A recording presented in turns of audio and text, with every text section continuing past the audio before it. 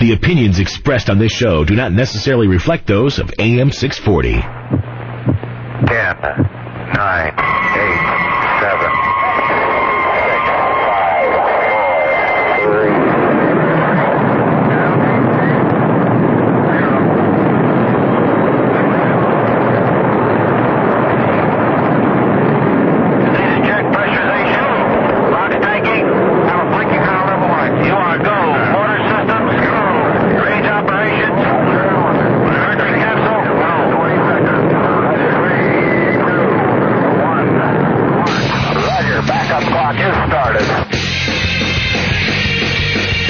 Extreme radio for extreme times. This is A View from Space with the Spaceman. AM 640.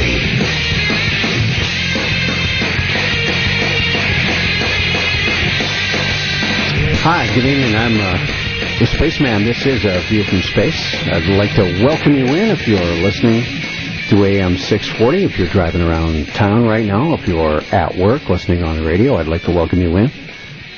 Or if you're checked into Star Choice, Channel 865, I welcome you in also. Or if you're what they call the best place anywhere, pick up A View from Space in front of your Mac or your PC at home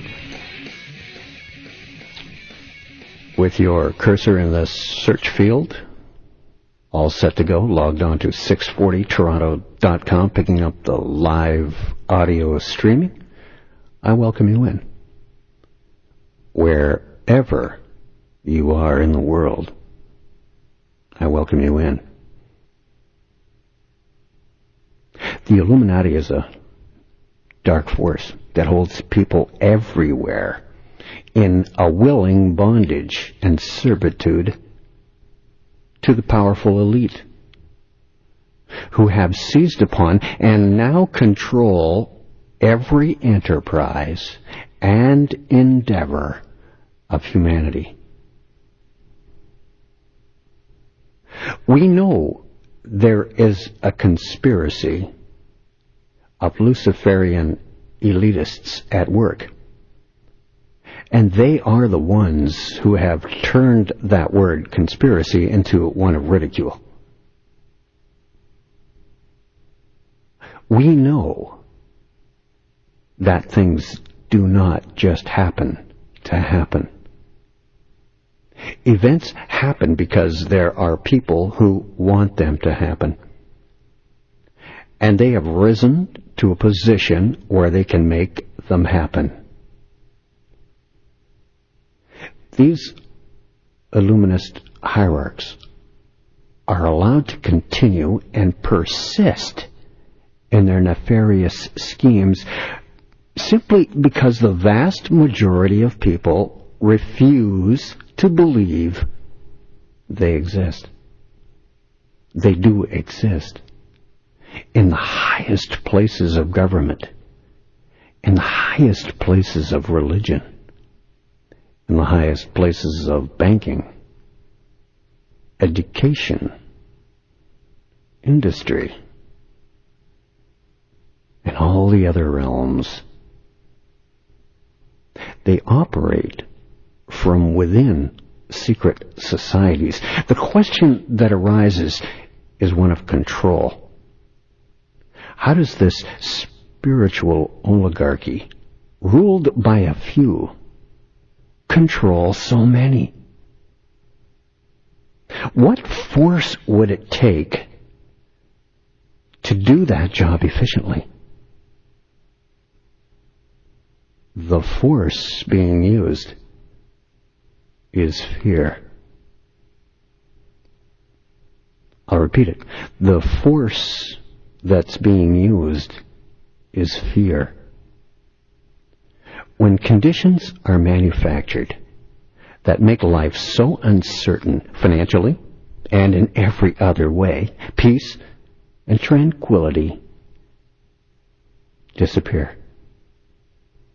When we're constantly put on guard against the threat of losing your job, your life savings, your hard-earned pension that you actually paid for. It wasn't a grant. It wasn't a gift. It wasn't given to you out of someone's gratitude. You paid for it. You are owed it. The money was taken out of every single paycheck you ever earned. Breaking news. You'll never receive it.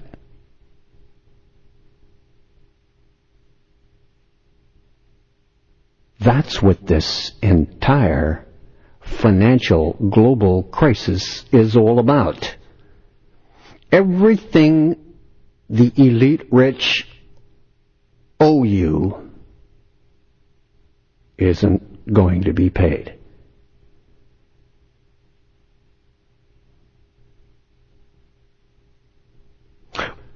When we're constantly put on guard against attacks on theft of our identity, the safety of our children, our freedoms, one by one, being taken away, the threat of terror and terror attacks, and when we see morality, character, and reference points of stability crumbling all around us, then the dynamic of fear sets in. This has been done throughout the history of man. Every single empire has been built up and crashed and moved on to the next empire. We're about to move on to the next empire. Already set up, already prepared and waiting. The crash comes now for the current system. When they have made cowards of everyone through debt, worry, and uncertainty, the powers of darkness then control the masses of humanity. It now has to be obvious to everyone, not just people who agree with my side of the story. It has to be obvious now that these dark forces are now at work. Conditions have never been exactly like this before. People everywhere, especially those in the United States, are falling into lockstep acceptance of every crazy and insane thing the government is putting upon them. People believe a lie through fear as they're being conditioned to receive Satan himself in the form of a man as their savior. Where are the people who can still think? Where are the fearless that will rise up and cry out against the outrageous evil that fills our world, disguised as our leaders?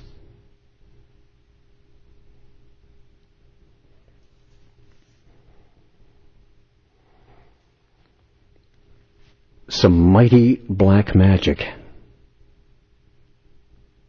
has been at play in the last year and a half to 2 years, almost every day. You've watched it, but can you see it? Can you point it out? Various strange things have happened, especially around the inauguration of Barack Obama and the events that followed. Remember, before Obama came along, Ted Kennedy was known as the most liberal left-wing senator of all time. Kennedy collapsed in a seizure and then revived later at a hospital. In the world of the occult, this is a common occurrence when evil spirits leave one person and enter into another.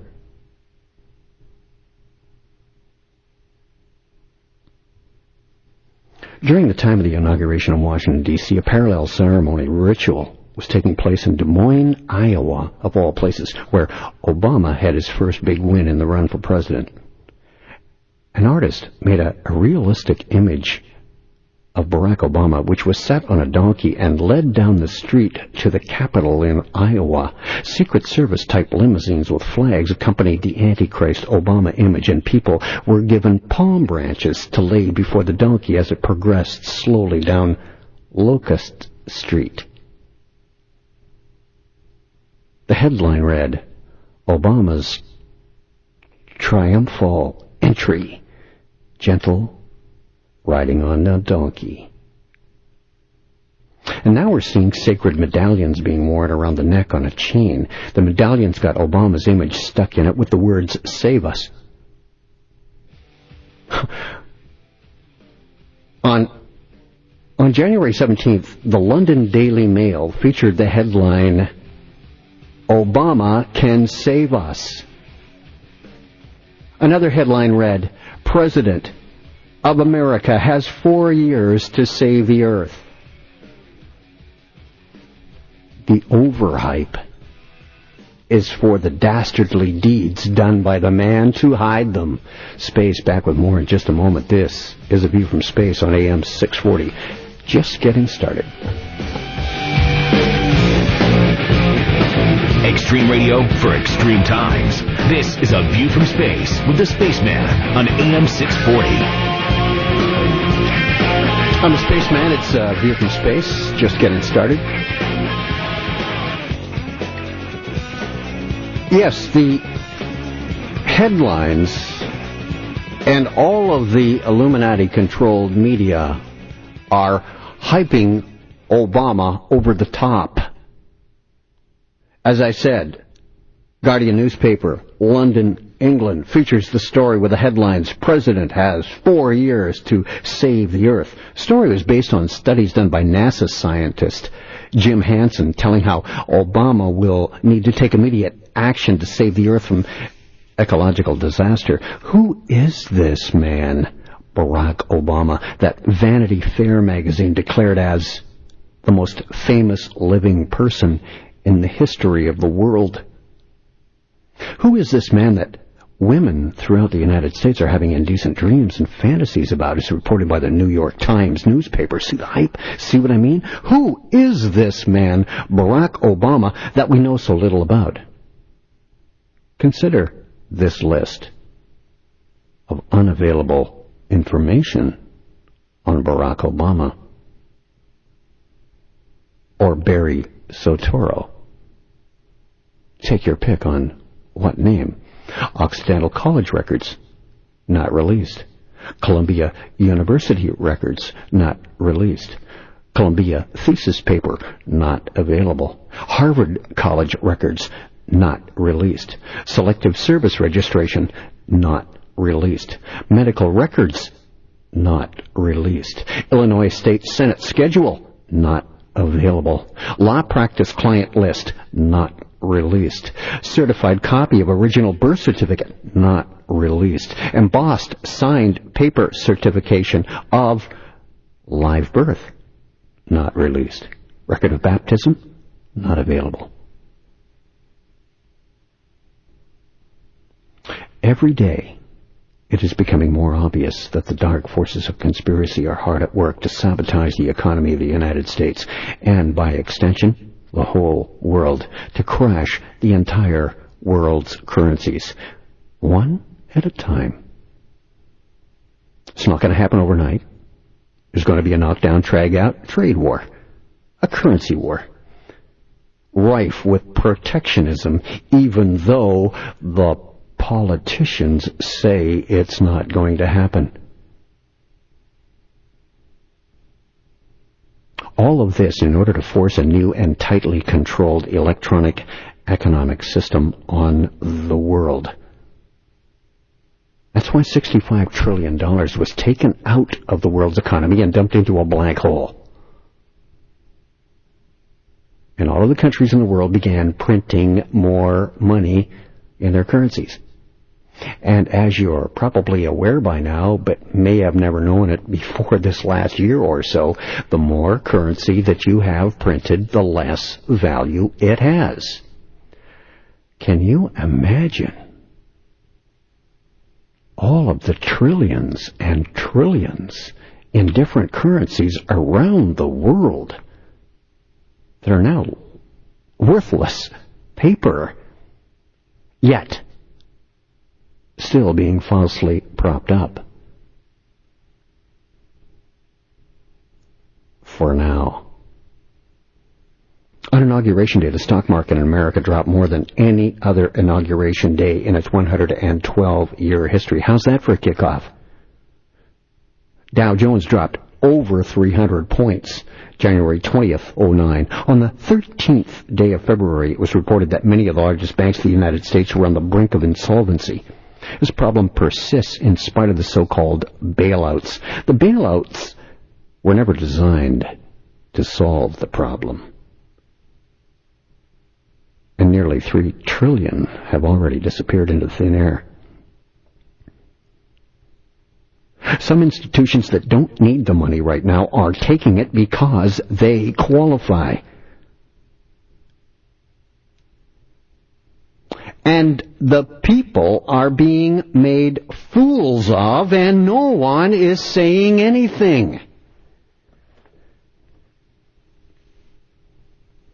And then on the highly occult day of Friday the 13th, this past Friday, in the month of February, a couple of weeks ago, 4 more banks were seized by the federal government, bringing the total of the year to 13. Today, 2 more banks were declared insolvent.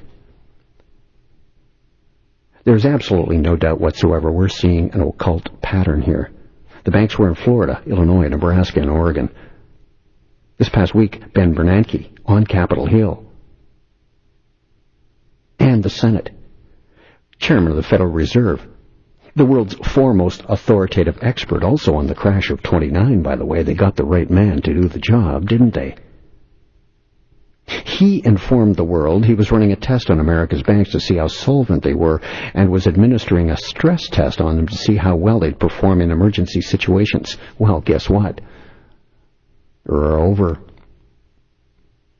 8,000 banks in America, and most of them are going to be declared insolvent.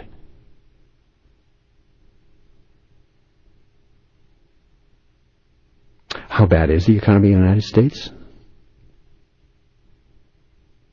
You got to look beyond the national debt to the current total obligations of the United States to pay. These obligations total $65.5 trillion, which is more than the gross domestic product of the entire world.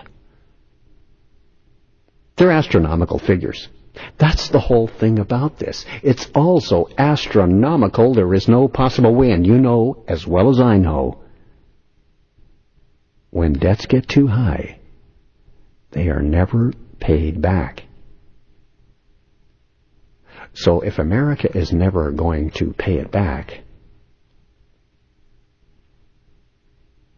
a price must be exacted instead of the money returned. And that is turning the country over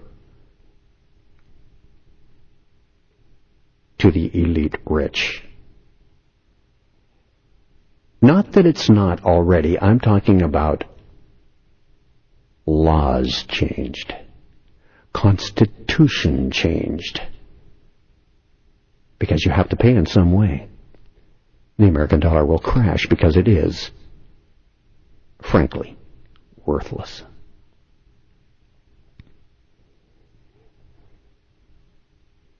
This figure, by the way, of $6.5 trillion includes all of the Social Security and Medicare benefits to be paid out.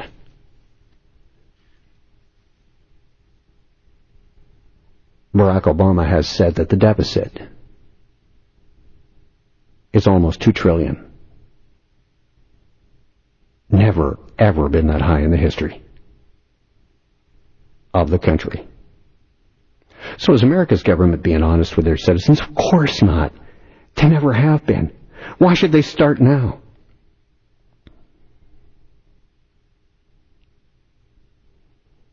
They have the right to lie to the people. You know why they have the right to? Because their system is running it. And it's their system. They do what they want. If there's a law standing in their way, they change the law.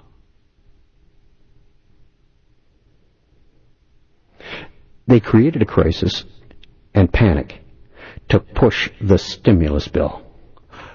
What a heist that was. On February 10, Senate passes Obama's economic recovery plan 61-37. During this process, late-night secret meetings were held that shut out the other side, the Republicans, as the House Speaker Nancy Pelosi and Senate Majority Leader Harry Reid met with the others at midnight, the witching hour, to turn the trick for Barack Obama and the Illuminati. Democrats in control also promised that the stimulus bill would make available to every member of Congress and to the general public via the Internet 48 hours before the vote, because this was so important and they wanted to do it right, they said. That promise was quickly broken. The original bill was 424 pages long, but quickly swelled to 999, an inverted 666. The number 999 is also the number of finality in the computer language of Fortran. Everyone was expecting to vote on the package of 999 pages, but as of Thursday night, February 12, a couple of weeks ago, it was not available still by 8:20 in the morning. Another 72 pages had been added. Then, the infamous Friday the 13th. Just 2 hours before the vote was to take place, every member of Congress was given a copy of the bill they had not yet seen, and there was no way before the vote they could read 1,071 pages. It was 8 inches thick. Space, back with more in a moment on AM 640. It's a view from space. The opinions expressed on this show do not necessarily reflect those of AM 640. He goes deeper into today's headlines than anyone else dares to go. But you can take it. This is A View from Space with the Spaceman on AM 640. Spaceman, AM 640, and A View from Space. You can email me. I've got a couple of addresses. space@640toronto.com is one, and spaceman@640toronto.com is another. This from, let me just call him Nick. Hey, Space. Came home the other night to find my wife watching the State of the Union speech by Obama on television. She never watches any politics, but she told me she could listen to Barack Obama all night. So you see what I mean? It is something called black magic that's working here. It's how he's cast, in what light he's cast in, and the dastardly deeds that he's doing. It's just absolutely incredible. First of all, the lie that you can spend your way out of a debt is absolutely ludicrous. Yet, when it comes out of his mouth, people are buying it whether they believe it or not. I really don't know, but how could they? What person do you know had a debt and spent their way out? You can't name one. Because what they do is they consolidate your debt and you pay it off. And then when the debt is paid off, you are truly free.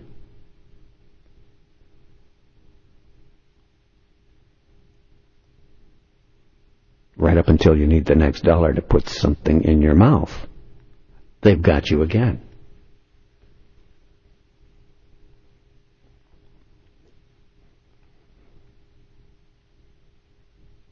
It's absolutely incredible how this stimulus bill was jammed through. First, the 10th, it passes the Senate. Then secret meetings. Takes us down to the 12th, the Thursday. Still no vote. Then, on the 13th, 2 hours before the vote was to take place, 8-inch thick, 1,071 pages given to the people to look it over before they voted. Just 2 hours before the vote. Could you read an 8-inch book in 2 hours? It was then announced that the bill had to be urgently voted upon now because House Speaker Nancy Pelosi was leaving on an 8-day trip and was scheduled to meet the Pope. Everything was rushed, and it was obviously impossible to read that many pages in 2 hours. The bill passed the House 246 to 183 on Friday the 13th. Not one of those who voted read the massive bill. It was passed in the fog of obscurity, shackling and chaining 4 generations later, after this one, into a debt they could never pay off. The bill, which became law, had the devil in the details, the Illuminati-controlled media expressed boldly. Do you think for a moment that the architects of this bill had the best interests of the American people in mind when they crafted it?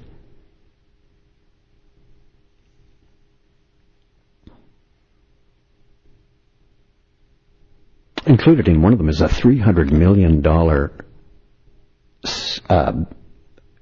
chunk of cash set aside to purchase golf cart type vehicles called green cars, also known as neighborhood electric vehicles, or NEVs.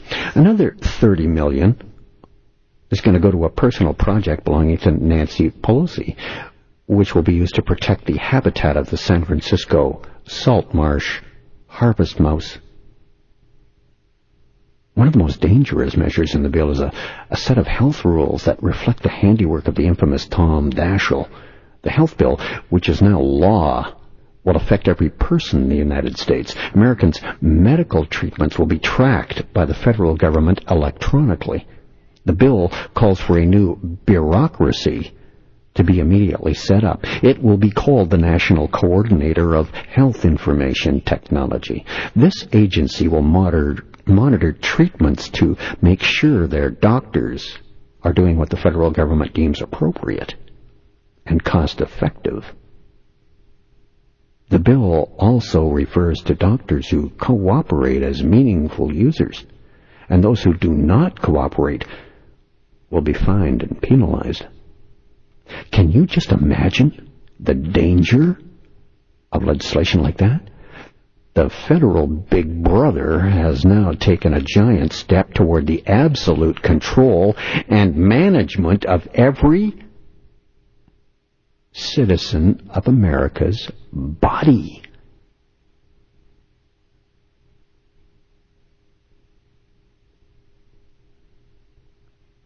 How invasive can a government get? Obama is bringing socialism to America. Think he's in for a fight? We'll see. He's already nationalized the mortgage industry, and he's on his way to nationalizing the banks.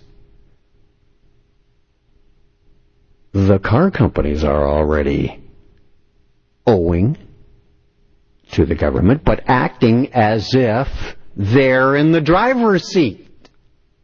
Imagine that.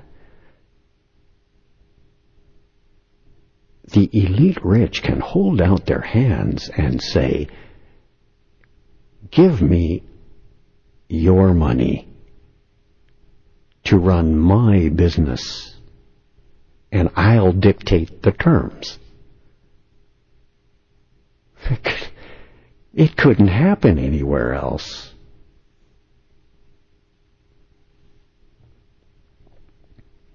Because, you see, in Russia they wouldn't have to put on the front or feign democracy.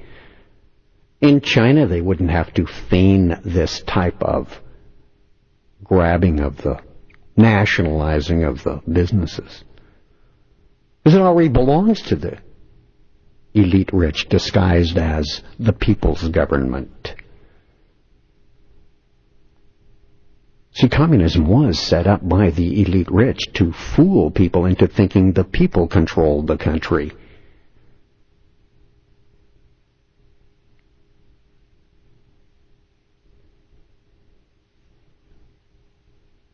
The Obama deficit after the budget is delivered is 13 digits long.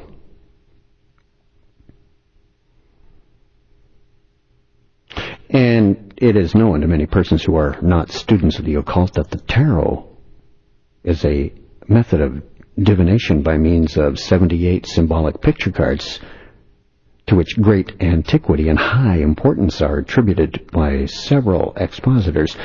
And the literary history of the tarot is also fairly well known. In ancient times, the number 13 became a number of fear and superstition because the 13th card of the tarot is the card of death and is pictured as a skeleton, a symbol of death, with a scythe reaping down men in a field of newly grown grass where young faces and heads appear cropping up on all sides. This image later became known as the Grim Reaper, and it was ascribed to the ancient planet Saturn. In medieval England, the standard fee of the hangman was 13 pence and a shilling and a penny. And the shilling was worth 12 pence, 12 pennies. That's why the hangman received a shilling and a penny, to make it 13.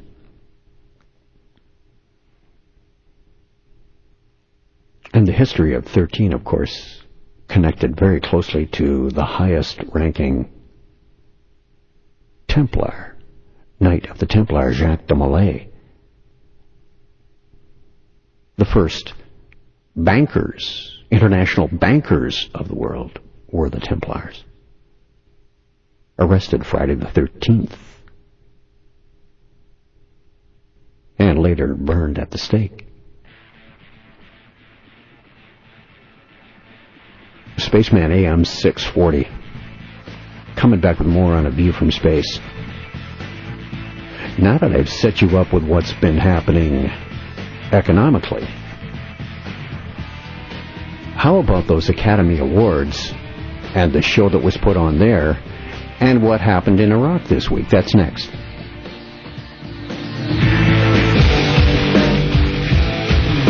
You're listening to A View from Space with the Spaceman, exercising the rights to free speech while he still can, on AM 640.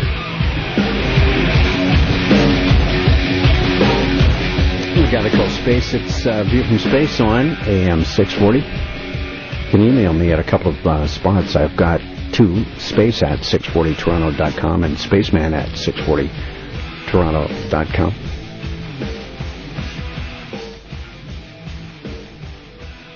Brian writes from Victoria, BC. In your estimation, was it an error that Obama had a slip of the tongue on his first address in Canada saying it was good to be in Ottawa?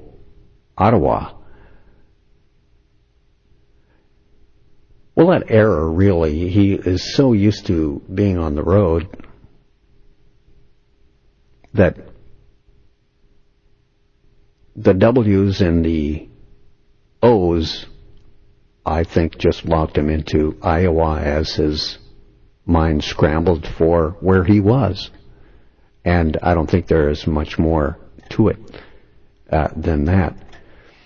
JT writes, did you notice any odd iconography during the awards ceremony of the Oscars on Sunday, like the floor layout? And also when Heath Ledger won, the camera pans to some Illuminati actors with some messed up expressions on their face. Also, they presented the award with Ledger's Joker face in prominence, and never mentioned who had previously won posthumously was Peter Finch for the movie Network. Remember, that was the anchor man who, sort of like me, who sees something going on that's not right and starts talking about it, and he ends up getting a lot of network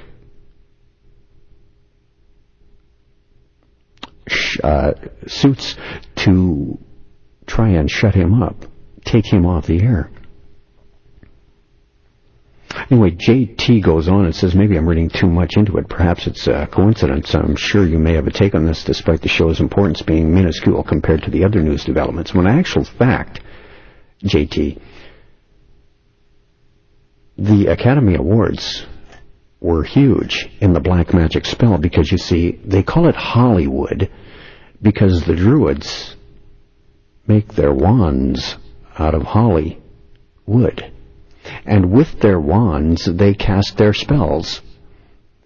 And that's exactly the job of Hollywood today, to cast the black magic spells. And so, yes, the show was rife with Illuminati iconography. Irish rockers U2 also have an important role to play. Strange, but true. They have a new album called No Line on the Horizon, shaping up to be a huge year for U2, of course, because the Illuminati is moving very quickly. Led Zeppelin is also a huge part in this endeavor. You heard the new single, Get On Your Boots, Sexy Boots, in an ad for the NFL in the recent Super Bowl. And just before that, we also saw them play at Obama's inauguration on the first day of the month of Aquarius. How interesting that they are fronting and are right at the center of this tumultuous chain reaction of a year that's just getting underway. I'm fascinated by the title, No Line on the Horizon, because I've always taken the word horizon to mean Horus zone. Horus is identified with the horizon and his reincarnation. And I also believe that the Greek hore is taken from Horus. And the video that's been released early, Get Your Boots On. And you know what that means. That means, let me just play this word association game with you and you'll understand exactly what I mean. When I say boots on the ground, a key phrase with the Illuminati mass media. Boots on the ground. Those are soldiers in the field of battle. So get your boots on. Can you understand what get on your boots actually means? Yes. If you've seen the video, you know what I mean. Aircraft streaking across the sky. Ancient iconography in the background. Ancient ruins. Explosions. It's war. U2 is selling the coming war. Yeah, it's all there. The stars, the astronauts, the gods, the goddesses, androgyny, pyramids, militarism, on and on and on in that video. Again, 2009 is the year of what else could possibly happen. And this video is no exception. And these guys claim to be Christian. Incredible. The last song on the album No Line on the Horizon is entitled Cedars of Lebanon. Syncs perfectly with a Masonic organization called the Tall Cedars of Lebanon. As Lauren Coleman reminded us, the Cedars sponsor are the Cedars, the Tall Cedars of Lebanon, are the sponsor of the muscular dystrophy telethons that Jerry Lewis was honored for at the Oscars on Sunday night. So do you see how they weave it in? Putting it in front of you, the title Cedars of Lebanon comes from the Bible passages concerning Hiram of Tyre and King Solomon that Freemasons incorporated into the myth of Hiram Abiff. Following that line, you too are Irish Protestants, or supposedly, who attended the Mount Temple School in Dublin. And Mount Temple conjures up the Temple Mount, which serves as the headquarters for the Knights Templar during the Crusades. You two's school days were a bit schizophrenic. I mean, they fell in with a charismatic prayer group called Shalom, led by a British missionary named Chris Rowe, and were mentored, inspired by a flamboyant transvestite named Gavin Friday, who later formed goth band legends the Virgin Prunes. And sure enough, Gavin Friday, the flamboyant transvestite, would call on Horus in the 1983 performance video to grant him the secret longings of my heart. Horus is Heru in the Egyptian. Would this have any effect on his best friend Bono, as did the Gavin Friday tribute persona of Mephisto?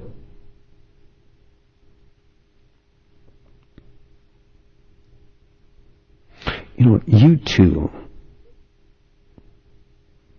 are Illuminati. They are the mouthpieces.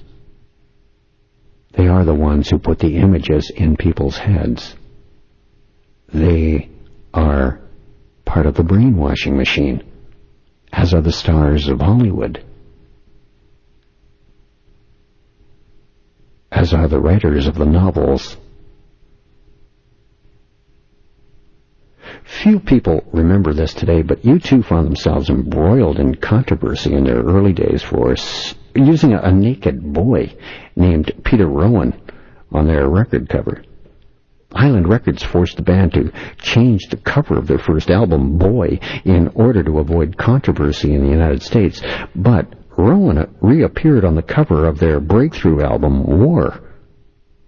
Although his torso was mostly cropped, no one wonders, though. The connection with Boy is self-evident, but what does this boy have to do with war? Could there be another inspiration lurking behind this imagery? One not of sexual nature?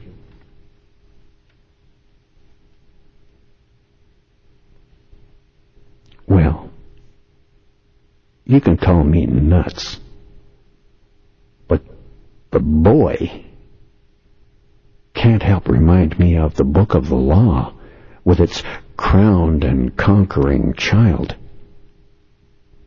Crowley defined him as Ra-Hoor-Khuit, more commonly known as Harpocrates, Horus the Child.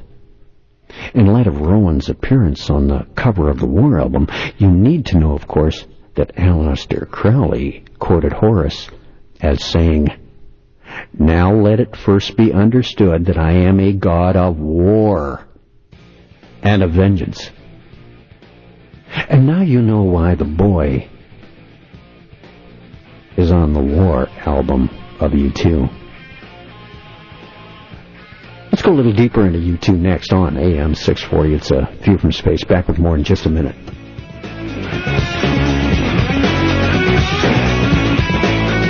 The opinions expressed on this show do not necessarily reflect those of AM 640. Extreme radio for extreme times. This is A View from Space with the Spaceman on AM 640.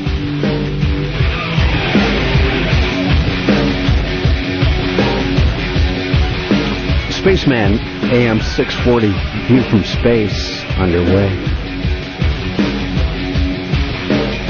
Got a comment? Got some information? Like to pass along?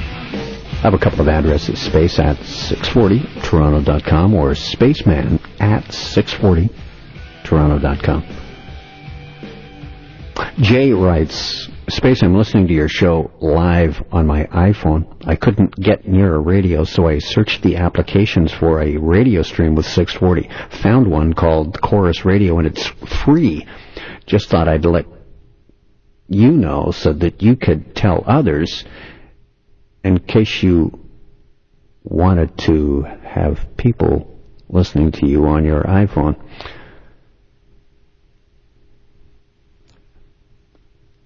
Love the show. Never miss it. Thanks, Jay.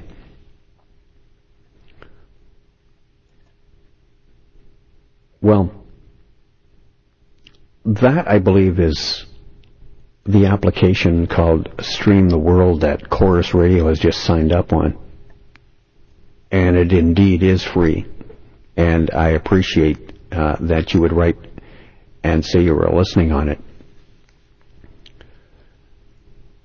But I do not and will not solicit listeners. First of all, I don't need to. Second of all, word of mouth gets around. If your product is good, people will buy it or listen to it, in my case. And I want to leave it at that. I want to work on bringing you what I believe is going on, state my view, and go home. That's all I require from this show.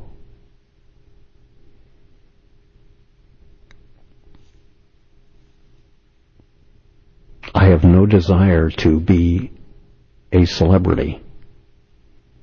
I had no desire, really, to do this radio show when I was first approached to do it. I did it because when asked if I would do it, that if I don't do it, it would not likely get done. And no one would want to do it. And this was a while ago.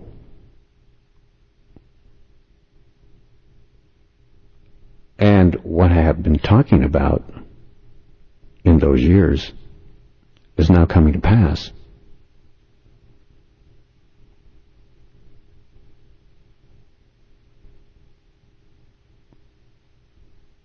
So leaving aside Aleister Crowley's unique interpretation of the ancient myths, I think we should remember that Harpocrates was seen as the embodiment of the rising sun in the Egyptian mystery tradition. Horus, known as Harpocrates also. See, that's the thing with myths. In each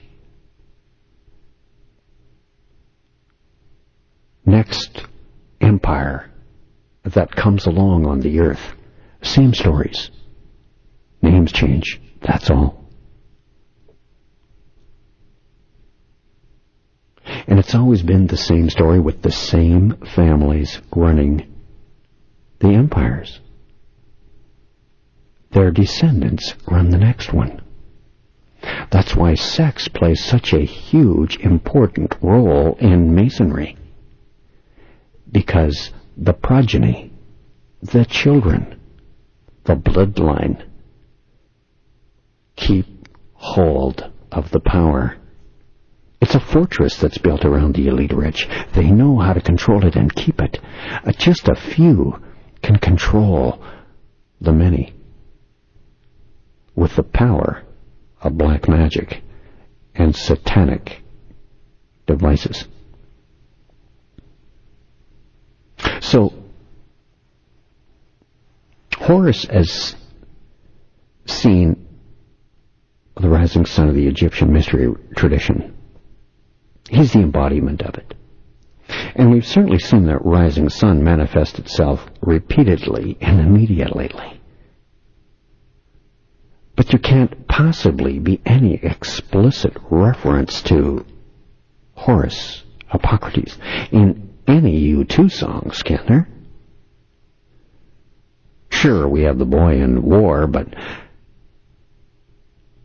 Aleister Crowley and mixed in, but that's taking things a step too far, surely, right? But hold on a minute. You know me. I do a little digging. And the answer is, to the question, surely there are no explicit references to Hippocrates or Horace in any U2 songs, are there? The answer is yes. U2 cut a track for their unforgettable Fire album called The Three Sunrises that began with this verse. Spirit of the rising sun, lift me up. Hold me there and never let me fall. Love me till I die, my heart won't wait. Soon I'll be down in this love song. U2, The Three Sunrises. Now, I'm sure a lot of people would argue that this could be a reference to Jesus, because they're supposedly Christian, correct? But there's nothing in the lyrics to support that. Hippocrates, Horace, was worshipped as the spirit of the rising sun, exactly as the lyric reads, Spirit of the rising sun, lift me up. Coincidence? No. Also remember that the Unforgettable Fire had an interesting album cover. An ancient castle, drenched in sunlight. And lest we forget what fire is on Earth, fire is the representative of the sun. Back to the new album, entitled No Line on the Horrors Zone. The 12th studio album by U2. It would have to be about royalty, because it's the 12th. 12 reduces down to a 3. 3 is the number of royalty. Horace is the royal child. No line on the Horace zone. It was released yesterday. The Netherlands, Germany, Australia all got the album. It'll be released on March 2nd to the rest of Europe, and on March 3rd in North America. The day Gordon Brown, Prime Minister Gordon Brown of Britain, meets Barack Obama of the U.S. for the first meeting. March 3. Remember, U2 played at Obama's inaugural day celebrations. It's all tied in quite neatly. On their 9th album, U2's 9th album called Pop, simply Pop, on a track called Staring at the Sun and Gone, featuring a refrain they sang, Goodbye, you can keep this suit of lights, I'll be up with the sun, I'm not coming down. You see, that's what happened with Osiris. When he was torn apart by his brother, he went to the sun. Horus also, when he died, went to the sun. And of course, Horus is the reincarnation of Osiris, the god of the underworld. It seems U2 has always been hanging around the lights of the elite rich, Tony Blair and the gang, at places like the Economic Conference in Davos, Switzerland, just the other week, a month ago. And they are, as it looks, in lockstep with the Illuminati. U2, by the way, corresponds to Utu, spelled U-T-U. U2. The Sumerian sun god. U2 sheds a wide light.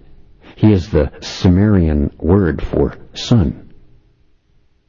In Sumerian mythology, which is ancient Sumer, which is ancient Iraq, which is ancient Mesopotamia, Utu is the son of the moon god Nana and the goddess Ningal. His brother and sister are Ishkur and Inyana. Utu is the god of the sun and of justice and the implementation of law. He's usually depicted as wearing a horned helmet and carrying a saw-edged weapon like a pruning saw, which is thought to be used to cut through the side of a mountain from which he emerges, symbolizing the dawn, the rising of the sun. He also sometimes carries a mace and stands with one foot on the mountain. He rises in the mountains of the east and sets in the mountains of the west. Sumerian Utu or Utu corresponds to the Akkadian god Shamash. Marduk, another ancient god of Sumeria, is spelled Marutu, Amarutu. In Sumerian, literally, the calf of Utu, or the young bull of the sun. And since this week began with the Hollywood Oscars being presented at the Kodak Theater, I've got to bring this next item up. It's next. The Academy Awards and the Kodak Theater. On A View from Space on AM 640. Back with more in a minute.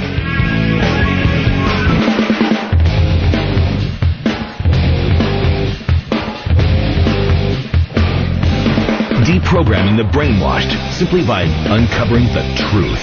He's the Spaceman with A View from Space on AM 640. I'm the guy they call Space. This is View from Space on AM 640, where you hear next week's, next month's, possibly next year's headlines. Now,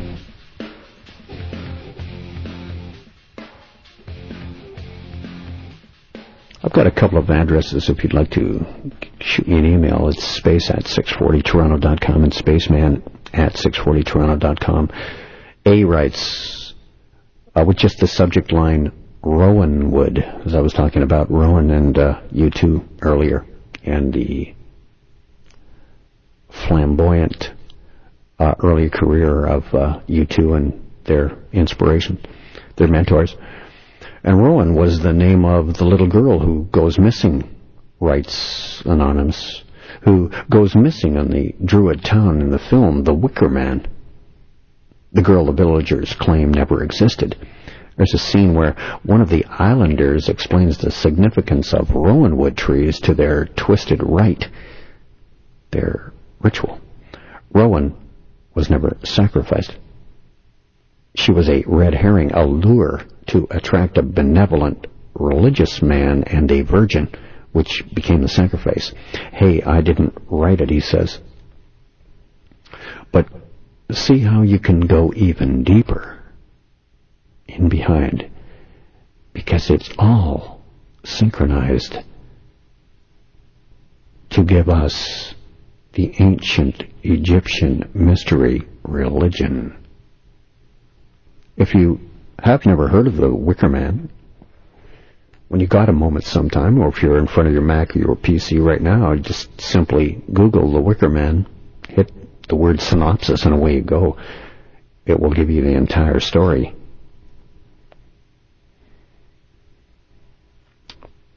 But this week began with the Hollywood Oscars being presented at the Kodak Theater. This was really Iraq week, because the biggest thing that came out this week about Iraq was Barack Obama setting the end date for the Iraqi war, which is now August 31st, 2010. But it was really the original date that was set by the Bush administration to ratchet it down then. And, of course, move into Afghanistan to start it there and ramp it up. As well as, I might add, Iran, who has their Bushehr nuclear power plant up and running, and will begin enriching uranium. And, of course, they will say it's for peaceful purposes, and Barack Obama is going to be thrust into the middle of that, as well as already earmarking 17,000 troops to move into Afghanistan in the very, very, very near future. More boots. Get your boots on the ground.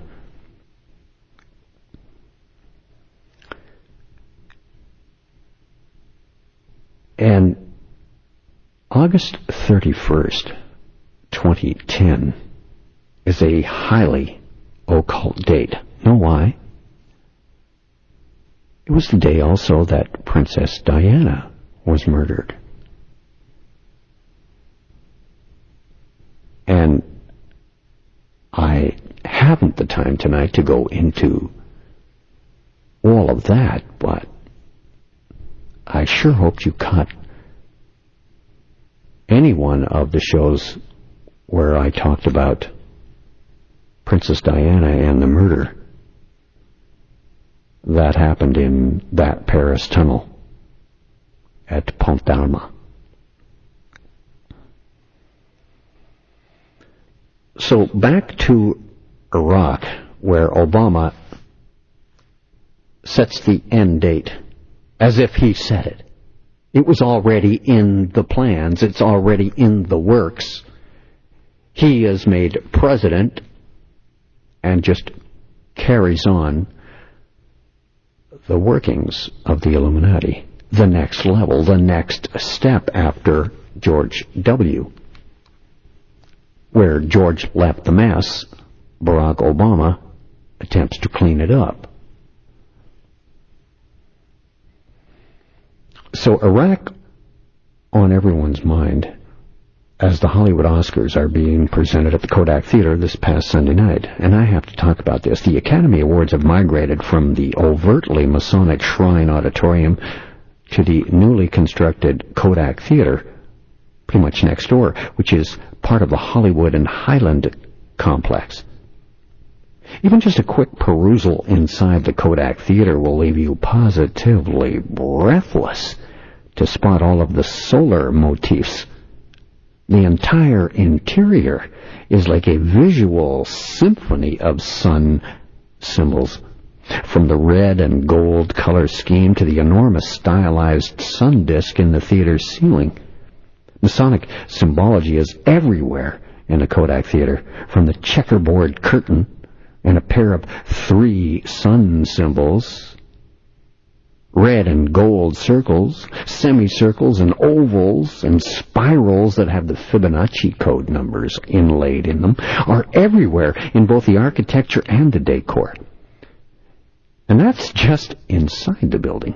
The rear entrance to the theater next door is a massive creation of the ancient Babylon Gate from D.W. Griffith's Intolerance movie. And he must have had some kind of touch. I mean, with Iraq. Because that movie, Intolerance, was a silent film directed by D.W. Griffith in 1916. It's considered one of the great masterpieces of the silent era. It's also been called the greatest film ever made. Professor Theodore Huff, one of the leading film critics of the first half of the 20th century, stated that it was the only motion picture worthy of taking its place alongside Beethoven's Fifth Symphony. the masterpieces of Michelangelo and the like, as a separate work of art. But, you see, the masterpieces of Michelangelo are set aside because all of the sacred geometry numbers are in there. Beethoven's Fifth Symphony is set aside because Beethoven's Fifth Symphony has the primary numbers in there. The holy numbers are put into the music. And so it must be that D.W. Griffith knew exactly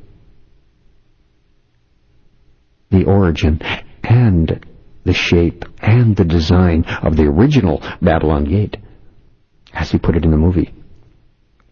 Griffith, by the way, was yet another Hollywood Freemason. On the facade of the rear entrance, the Kodak Theater, are reliefs of Ashur and the eagle-headed god Nisroch, both representing different aspects of Horus, the son of Osiris. Near the top rim of the gate is a border design made of 17 keyhole-shaped objects. And it seems only appropriate that behind the Babylon Gate stands the Renaissance Hotel, located at the 1700 block of Highland Avenue. Now ask yourself,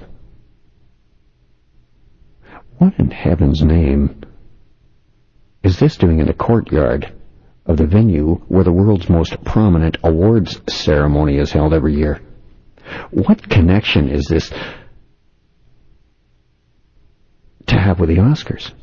I mean, the symbolism is obvious, but what's the cover story? And what about Oscar himself?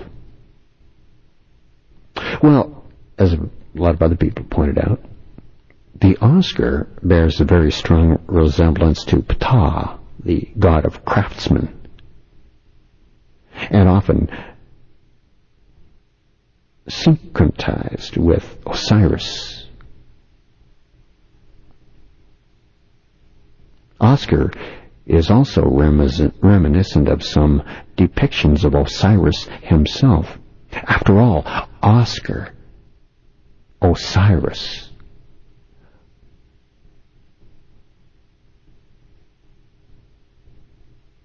very close to one another.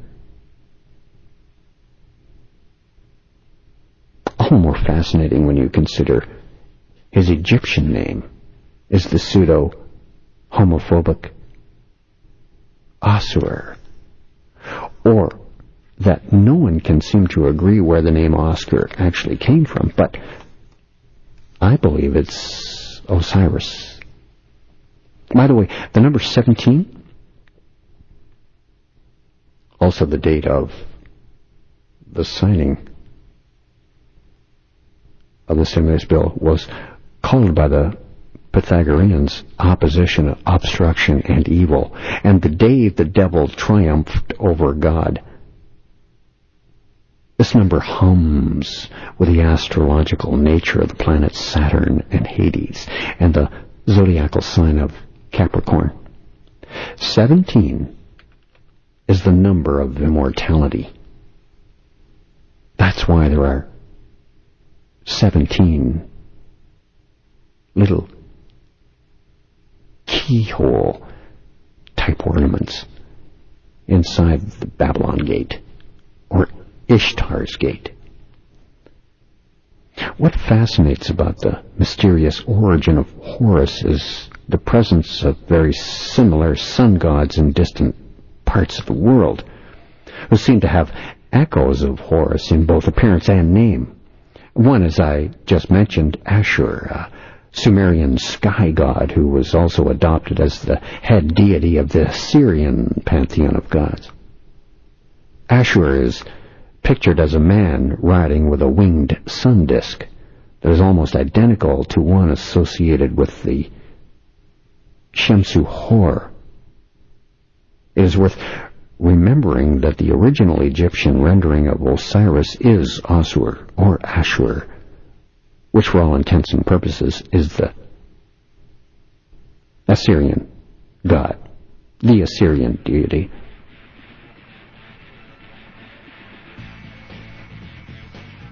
Another Assyrian god with a remarkable physical resemblance to Horus is Nusku, or Nisroch, the god of fire and the sun. Wouldn't you know it? Space back with more in a moment on AM 640. This is View from Space.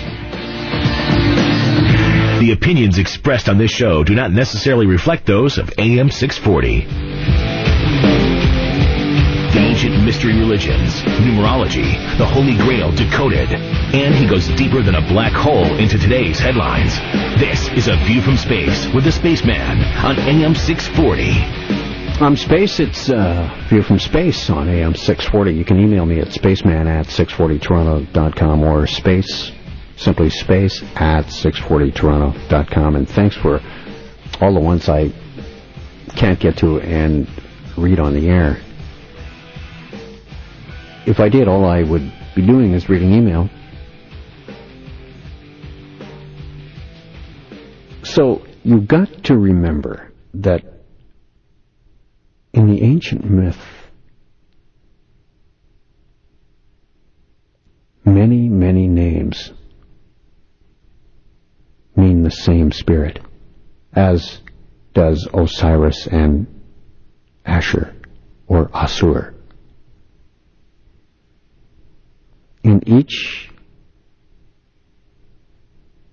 empire that was built, the god and goddesses are the same, but the names simply change. That's all. But are the same deities. It's even the same way in business. CEOs of multinationals, board members, politicians, kings and queens, all the same families, over and over and over, with name changes, so that the real bloodline is hidden.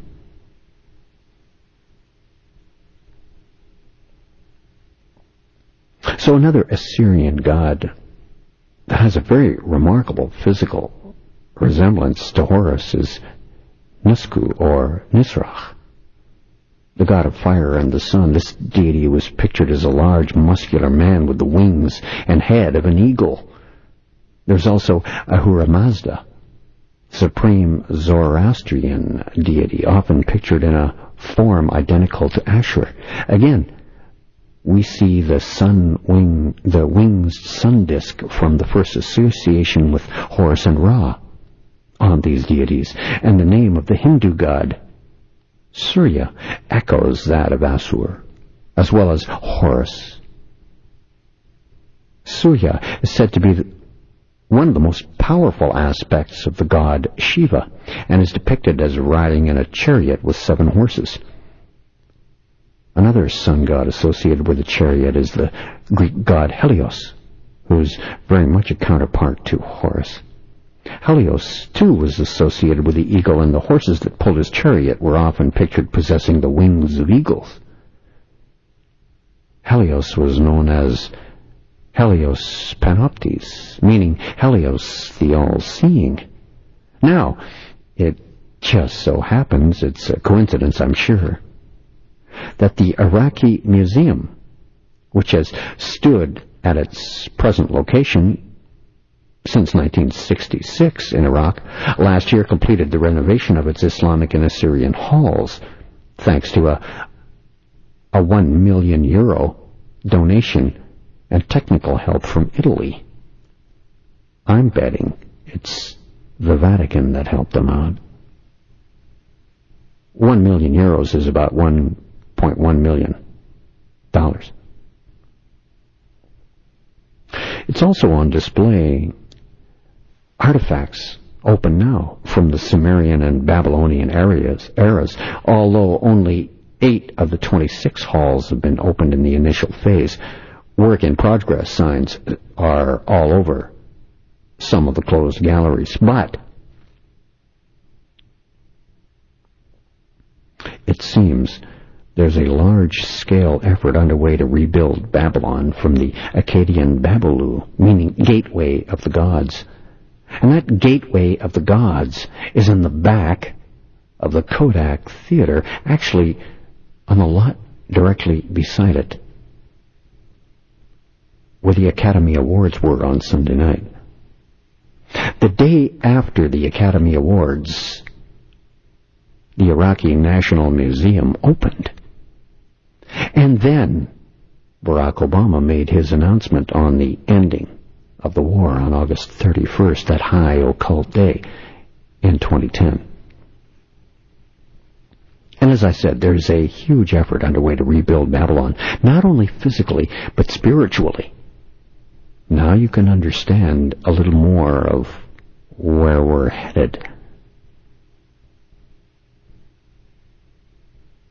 The Illuminati-controlled news media have made sure that the pictures of the U.S. soldiers outside the Ishtar Gate reconstruction in Iraq were flashed around the world this week. This also coincided with that announcement I told you about, August 31st, 2010. The date that's been written as 8/31/10. Yes, it's a hidden 13. But there's another Iraqi project with a very interesting name in the works. The name? The Future of Babylon Project, which was also launched last month, seeks to map the current conditions of Babylon and development and put together a master plan for its conservation, study, and tourism. So says the World Monuments Fund spokesperson. The World Monuments Fund saves the world's most treasured places. Most treasured places by whom?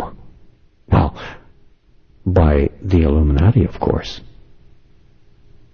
The World Monuments Fund is run by the United Nations. In other words, Prince Charles. Officials say preserving Babylon, a relic of a time and place that gave birth to such milestones of civilization as agriculture, writing, codified law, and the wheel, is crucial. Or at least that's their excuse to go back to the empire that worshipped the sun. It's extremely important when people say this region is the cradle of civilization. That's certainly true of Babylon, so says Lisa Ackerman, the World Monuments Fund Vice President. It's a culture that had a profound impact on what we think of as modern civilization, as she tries to make the excuse to keep alive their dream of rebuilding Babylon spiritually and physically. Here's a quick sketch of the significance of the Babylon Gate, also known as the Ishtar Gate, which itself is a symbol of restoration. King Nebuchadnezzar II of Babylon dedicated the great Ishtar Gate to the goddess Ishtar. It was the main entrance into Babylon. King Nebuchadnezzar II performed elaborate building projects in Babylon around 604 to 562 BC. His goal was to beautify its capital. He restored the temple of Marduk, the chief god, and also built a magnificent palace with the famous Hanging Gardens, which was reported by the Greek historian Herodotus to have been one of the wonders of the world. So what we are now seeing is a restoration of a restoration of a restoration of a restoration. Did you catch all that?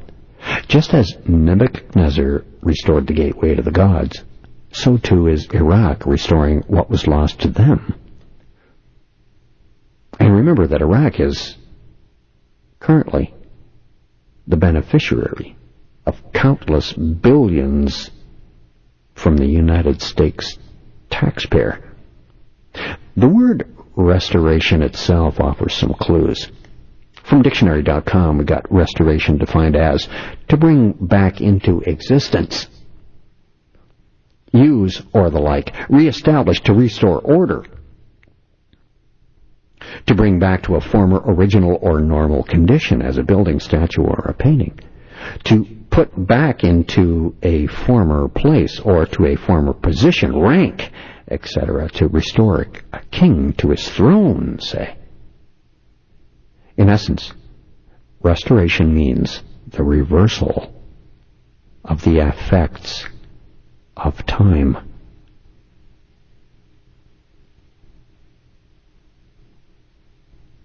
Okay? In essence, restoration means the reversal of the effects of time.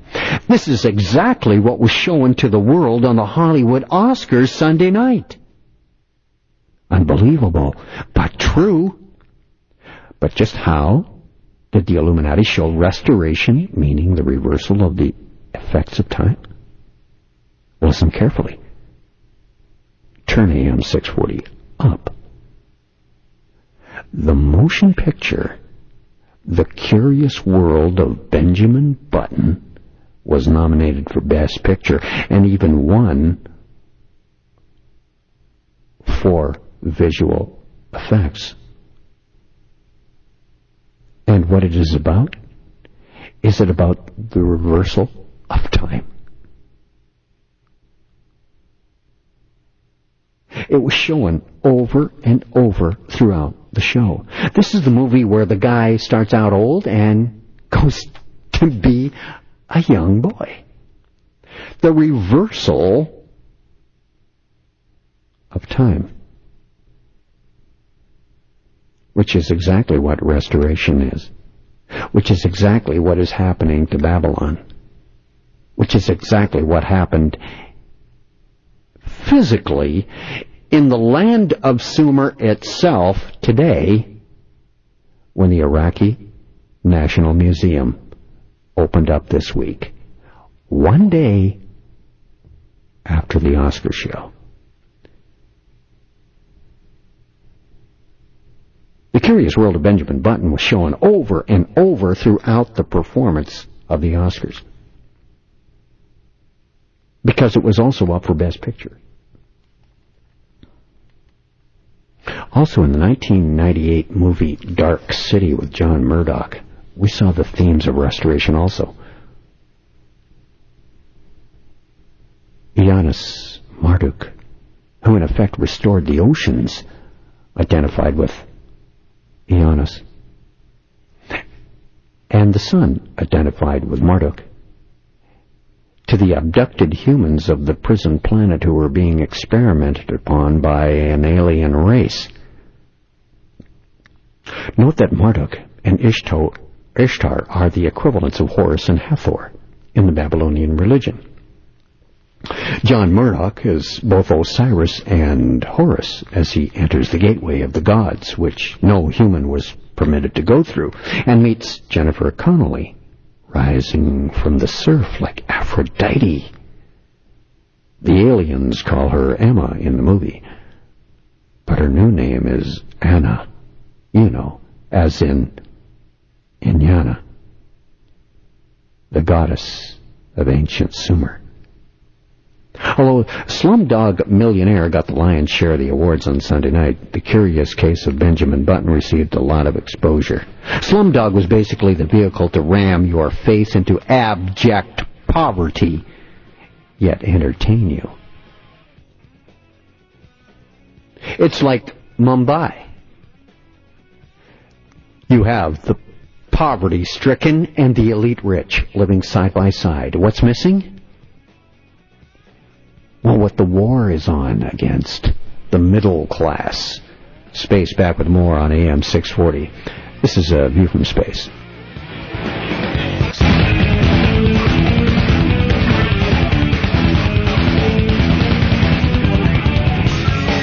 The ancient mystery religions, numerology, the Holy Grail decoded, and he goes deeper than a black hole into today's headlines. This is A View from Space with the Spaceman on AM 640. The guy they call Space. You can email me, space at 640toronto.com or spaceman at 640toronto.com. This is from George W.'s inaugural address in 04, second term. We're starting to get heavy on Iraq at this point. You have hindsight now, so you can know that Obama is waiting in the wings to pick up right where George W. left off. Like I said, George W. got him into the mess. It's Barack Obama's job to get out of it, to clean it up best he can. The man has been set up to fail. George W. in that inaugural address, 04, talking about Iraq and America and the global war on terrorism. We are led by events and common sense to one conclusion: the survival of liberty in our land increasingly depends on the success of liberty in other lands. The best hope for peace in our world is the expansion of freedom in all the world. Let me stop the speech right there, and I just want to say the survival of liberty in our land depends on the success of liberty in other lands. Liberty meaning Ishtar. Ishtar is liberty. You know the Statue of Liberty? That's Ishtar. She's wearing the crown of Mithra. You know the one with the scales, the woman with the scales that holds the scales out to represent justice? That's Ishtar. She brought justice, man's justice. She brought liberty. Liberty from the true God's laws. She said, don't follow the true God's law, follow my law, and we'll have some fun. Ishtar had prostitutes in her temples, male and female. She called all men to her in ancient Sumer, saying, I will free you from the true God's laws. You need only to follow mine, and the journey will be much more comfortable and a lot easier. So that's who liberty is.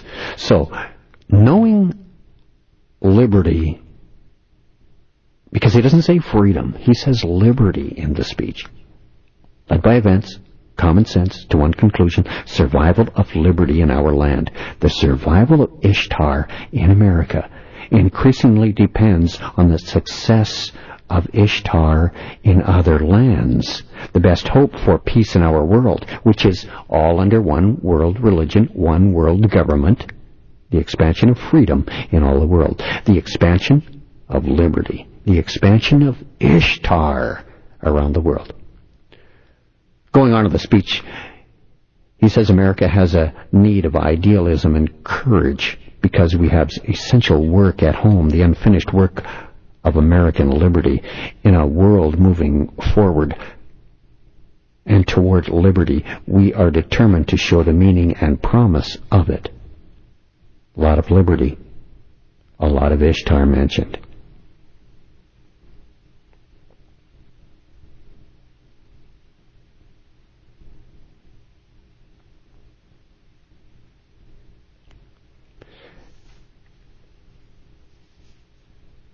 Now, he also goes on to reveal the underlying foreign policy motives of the United States and the Illuminati.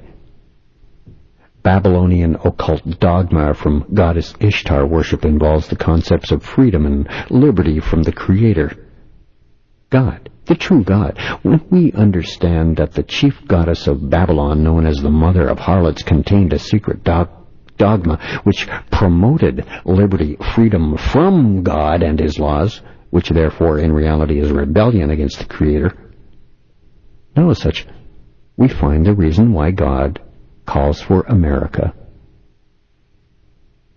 the Babylon's destruction.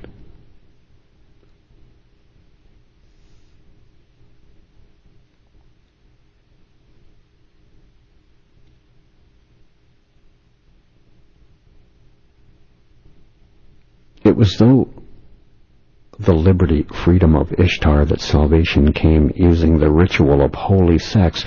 So Ishtar worship truly was and is full rebellion against the true God. It is the same dogma that is now being promoted by the Illuminati Freemasons who have controlled and led America since even before the American Revolution.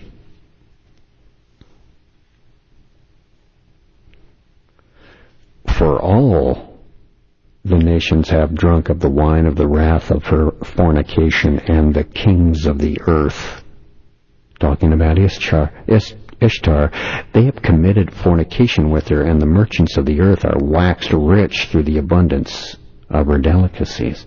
Has that not happened?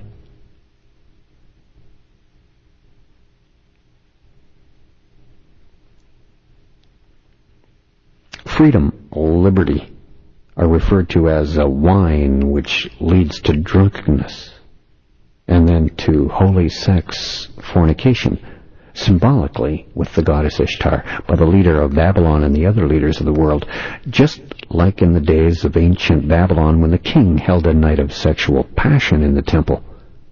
How can I say this? I've dug into the research on Ishtar of Babylon and her doctrines and dogmas. You find that those doctrines are alive and well today, promoted by the secret degrees of Freemasonry and the dogmas of Illuminism, and promoted by the Illuminati leadership of the world's politicians.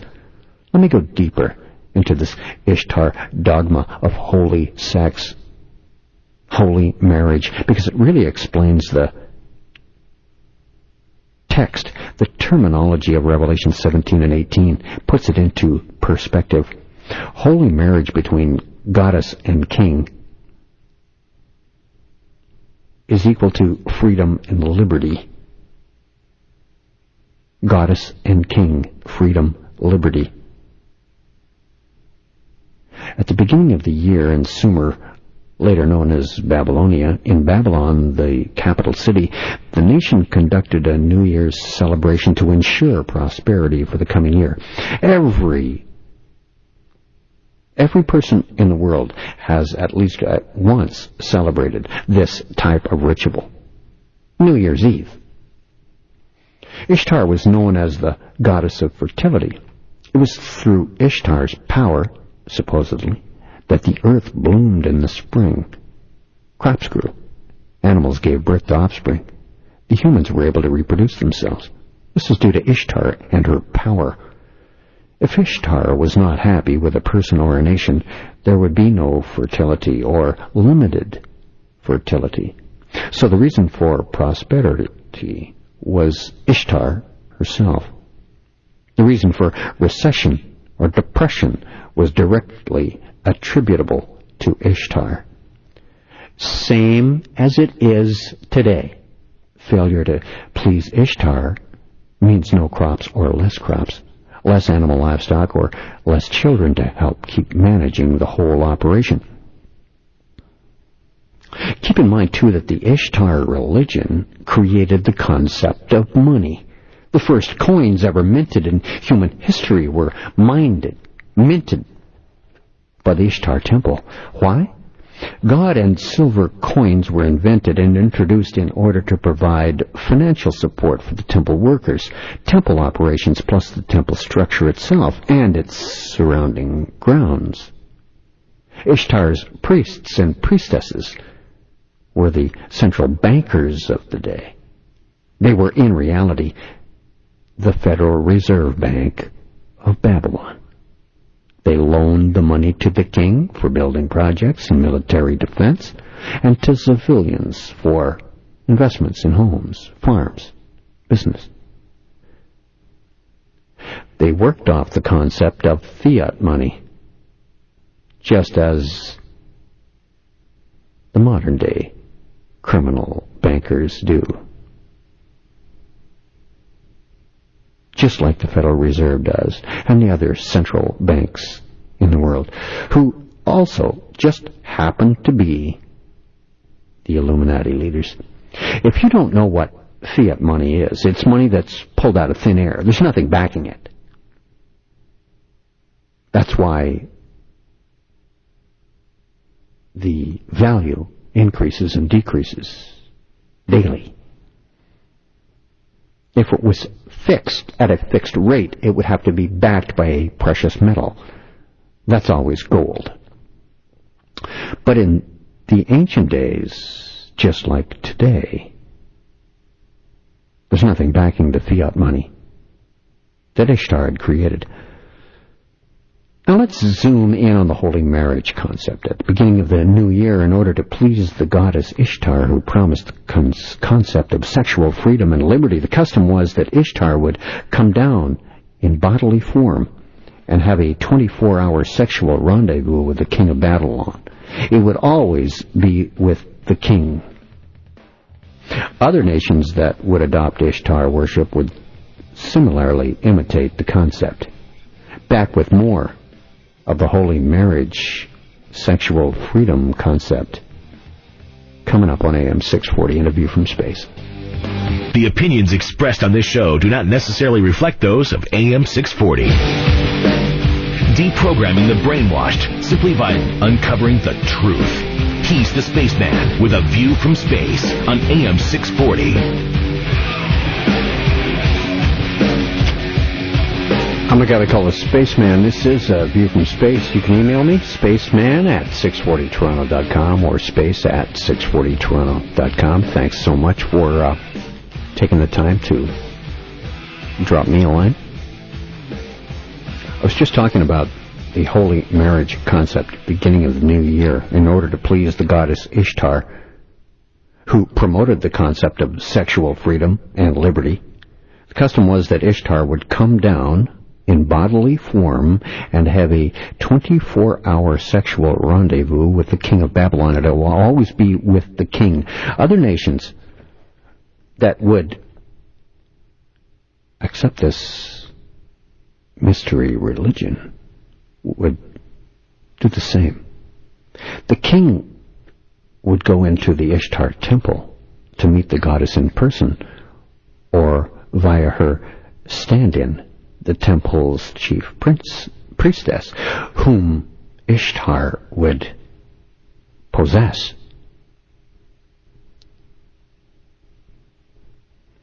The chief or high priestess would stand in for the goddess. This priestess was said to become spiritually possessed by her. Ishtar would take over the body of the priestess and then consummate numerous sexual acts with the king.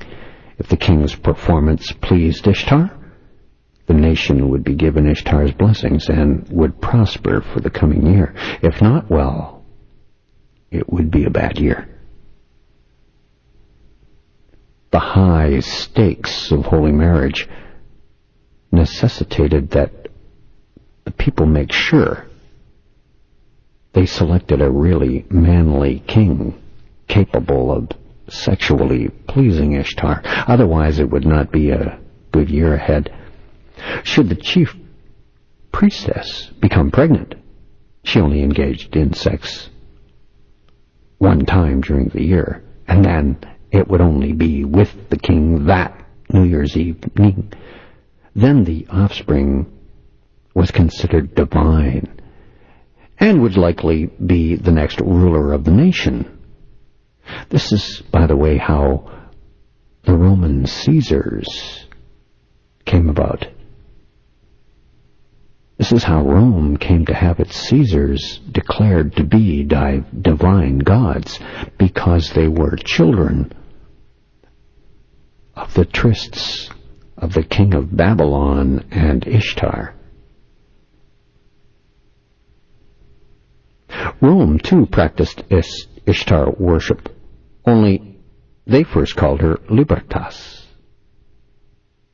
in around 600 to 400 BC, before later adopting the entire Ishtar dogma systems and called her Venus.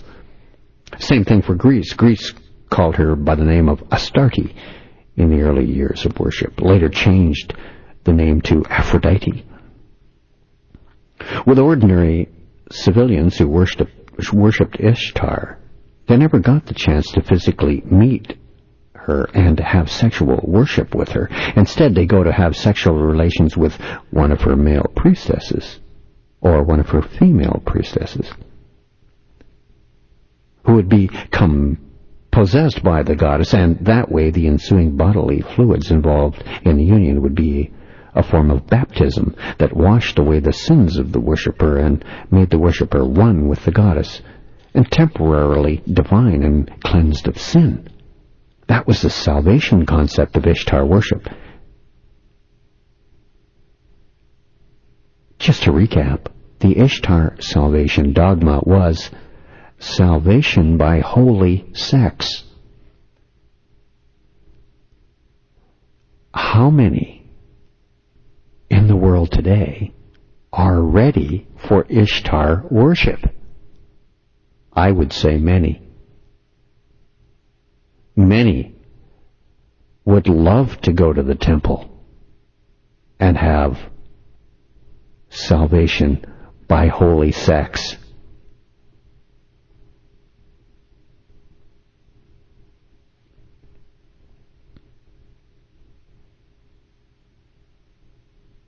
We would restate the concept to be salvation by works.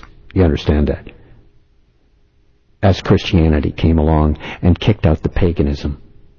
All of this was and is an abomination before the true God. It runs in stark contrast to God's salvation program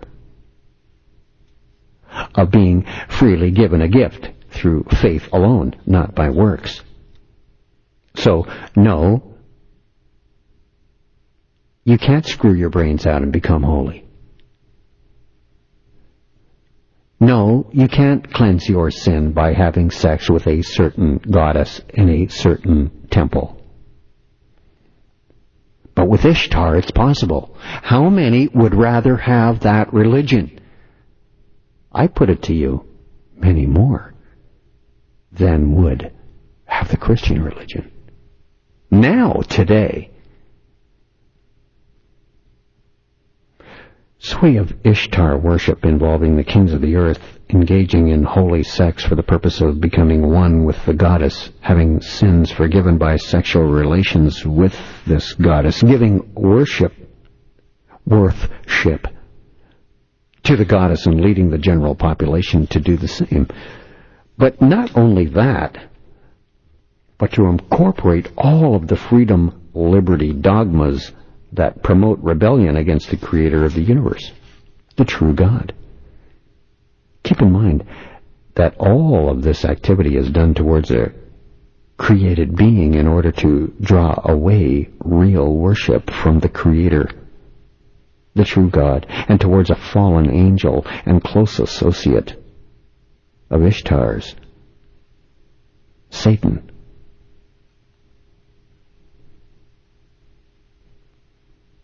You become the marriage partner of Satan when you follow Ishtar and have that close association.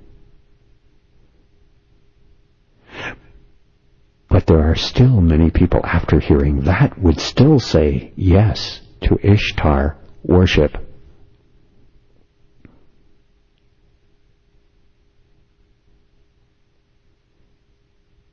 The power of lust, the power of the flesh, manifest so strongly in Ishtar, bringing it out in the men of the world so easily. The main tenets of the mystery Babylonian passages, like the wine, refers to freedom, liberty. It's a freedom or liberty that especially stimulates a rebellious act against the true God. Those rebellious acts could include not just the sexual aspects, but also and especially the actions of persecution of true believers, and including torture and martyrdom. You see this in Revelation 17, verse 6. Revelation 18:24 and Revelation 19:2. Today, who carries the banner of advancing liberty, freedom throughout the world? The advance of Ishtarism? America, with her pornography. Crashing down the doors of Islamic states and putting Penthouse on the newsstands, open for all to see and look. When those nations don't want the pornography, don't want Penthouse on their newsstands, because they know where it leads. The United States and her political and business leaders are secretly worshippers of Ishtar in the completely literal sense of the word. America's key leaders, as well as other world leaders, meet every year in the California backwoods. You've heard about it. It's Bohemian Grove. And conduct worship ceremonies to Ishtar, also known as Inanna, her Akkadian name. Inanna, which means heaven, queen of heaven, is the Sumerian great goddess and forerunner of the Babylonian Ishtar, with whom she shares similar legends. Sumer has a culture located in what is now the southern half of Iraq, between the Tigris and the Euphrates rivers, known as the cradle of civilization. It was one of the earliest civilizations on this earth. Inanna is the first daughter of the moon and the star of morning and evening. Like Anat and Aphrodite, who is believed to have a Phoenician origin, she is linked to the planet Venus and is a love goddess. Her wedding to the shepherd Dumuzi was celebrated on her first day of the new year as a sacred marriage rite, and her legends show her to be a woman of powerful sexuality.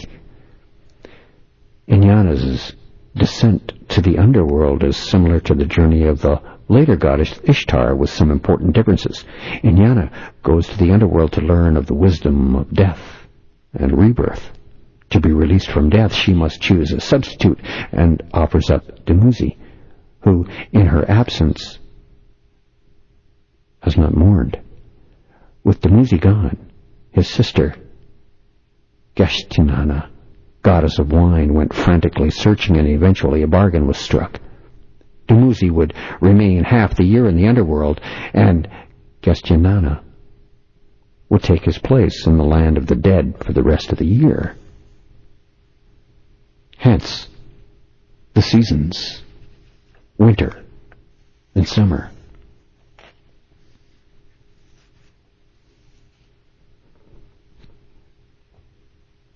Liberty, freedom, that concept that is constantly drum-beaten by the world's politicians, who are ultimately the Illuminati.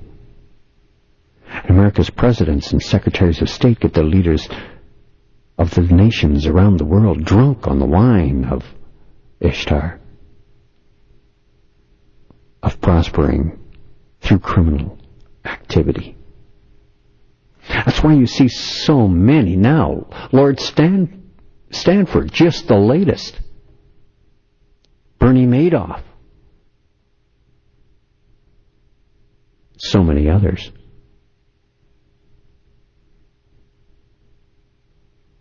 By the way, Sir Alan Stanford, a great-great-great-grandson of the founder of Stanford University in California. The liberty-freedom concept, as found and practiced in democracy, Illuminati style, is exactly the same as the wine of Babylon's fornication. Stop and think about it. 200 years ago, democracy only existed in America, while most of the world was ruled by totalitarian monarchies. Today, most of the world is ruled by some form of democratic process or pretended democratic process of elections. The nations of today have drunk the wine of democracy. Virtual democracy, I call it, and have become so intoxicated. They are now prostrate, lying on their back without a hope in hell of ever getting up. Space, back with more on AM 640. It's a view from space, that's all. He goes deeper into today's headlines than anyone else dares to go. But you can take it. This is A View from Space with the Spaceman on AM 640. I'm the guy to call space. This is A View from Space. It's AM 640. If you'd like to email me, you can communicate through spaceman at 640toronto.com or space at 640toronto.com. Babylonian priests performed a kind of ritual drama at the New Year's ceremony in ancient Mesopotamia. It too initiated the cycle of ceremonial renewal and involved a resuscitation of the Enuma Elish, the Babylonian creation myth. The priests also reenacted some of the key events in the story of Marduk's victory over chaos and Marduk's assembly of an ordered cosmos. The ritual of renewal we perform every winter on New Year's Eve is not the Babylonian New Year. It did not take place in winter. It was called Akitu, and it was held at the equinox, either in spring, near where we are now, or in the fall. Records of intercalated months suggest that in old Babylonian times, the autumnal equinox started the year. Later, the New Year was celebrated in spring, which date does not really matter. What counts is the choice of a turning point in time that was significant to the Babylonians. More than one reason must have suggested an equinox, and only hints of those original reasons remained in the ceremonies that continued to commemorate them. In the first few days of the ceremony, Marduk was symbolically confined in what texts call the mountain. I brought this up earlier on the show tonight on A View from Space on AM 640. I certainly hope you were listening, because this ties it all in together with what I was talking about with the Kodak Theater, with U2, with the Oscars, the Academy Awards. The term mountain also refers to the tall multi-level temple towers, or ziggurats, the Mesopotamians built of clay bricks on the flat floodplain of the Tigris and Euphrates rivers. It is possible that this part of the ceremony was connected in some way with the ziggurat. On the fourth day of the Akitu, the Enuma Elish was repeated, the forming of the world. And this activity, accompanied perhaps by others, brought Marduk back to life and allowed him to emerge from the mountain or the underworld. This metaphor equates the start of the new year with sunrise. Marduk, also known as Jupiter, was not Shamash, the sun, but he assured many attributes of the sun as part of the elevation of his status in Neo-Babylonian times. So Marduk was actually Jupiter, and Jupiter is the king planet. Shamash was the sun, but he had the same attributes of the sun as part of the elevation of his status. Marduk's emergence from mountain at the equinox and New Year, in any case, represents the creation of world order. We already know that is Marduk's role in the creation epic, but by staging this myth in a ritual at a turning point of the seasons and the year, the Babylonians recognized the cyclic nature of the world. The end of each year is a re-entry into the time before creation of the world. The previous world must break down before it is refabricated, and that is why Marduk is imprisoned and slain in the mountain. More prayers and rituals continued the New Year's ceremony, which lasted for 11 days. A ritual called Fixing of the Destinies and Clearing. It involved omen readings for the coming year. In other words, they got into prognosticating what would happen, foretelling the future. Also, the Babylonians perpetuated the sacred marriage ceremony of the Sumerians. This time the king represented Tammuz, and a high priestess was Ishtar. But this message, fertility, was always the same. The passage of cyclical time meant in Babylon what it meant elsewhere: renewal. In the gods, in the king, in the fertility of the land, in the calendar, in the sky. Because some astronomical objects moved through the sky in repeated and known intervals of time, the behavior of the celestial gods associated with them can be symbolized numerically. Ishtar, as the planet Venus, probably was handled this way in the 8-pointed star that usually stands for her on Babylonian boundary stones. References to Venus as early as 3000 BC are known from evidence at Uruk. In important early Sumerian city in southern Iraq, Uruk had a one clay tablet found at a site that says Star Inyana, and another contains symbols of the words star, setting sun, and Inyana. Inyana is Venus, later known as Ishtar, and the Uruk tablets specify her celestial identity with the symbol for star, an 8-pointed star, the symbol of the sun worshipper. After the judgment of the Tower of Babel by the true God, people scattered in all directions to populate the earth. Some went to Egypt, resumed the culture like it was before the flood. The Hittites settled in Turkey. Others went north into Europe and east to India, but others stayed behind and settled in the land of Sumer. Wherever the people settled, they carried with them the religion of Babel and practiced idolatry.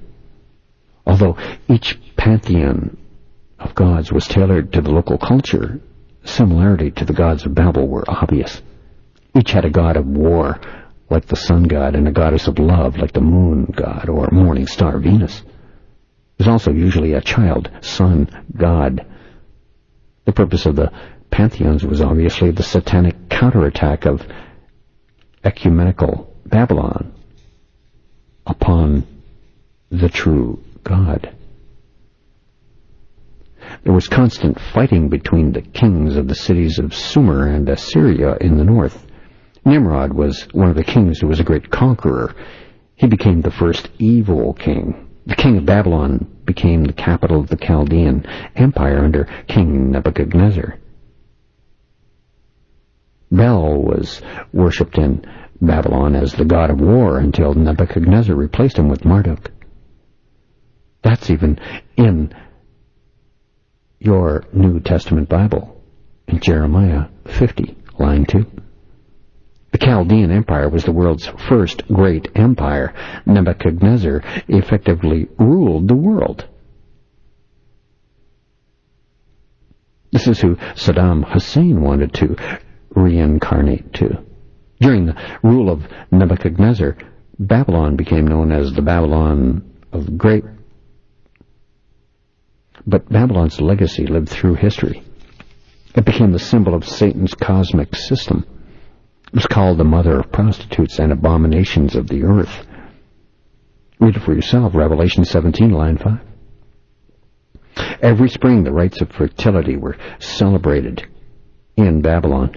The new year began the spring equinox. The people look forward to a prosperous growing season.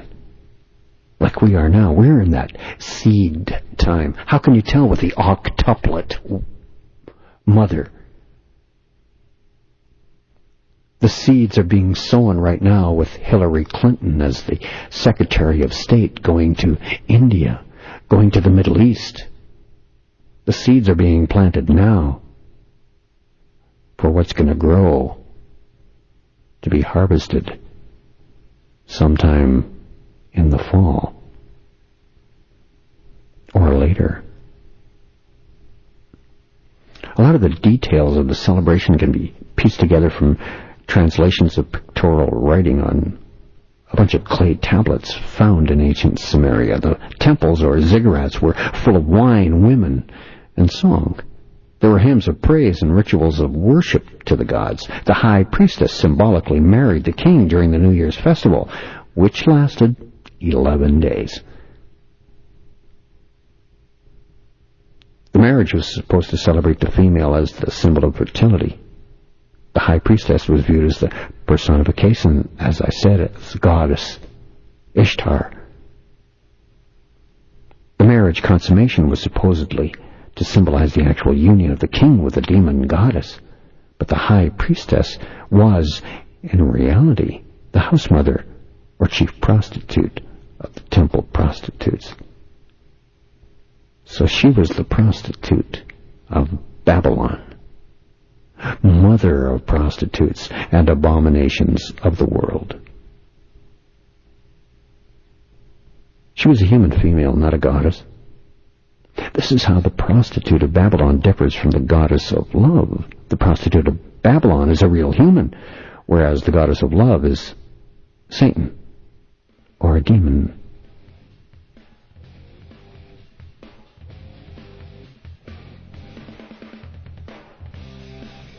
More on the written records on clay tablets left by the Sumerians next on AM 640. On A View from Space.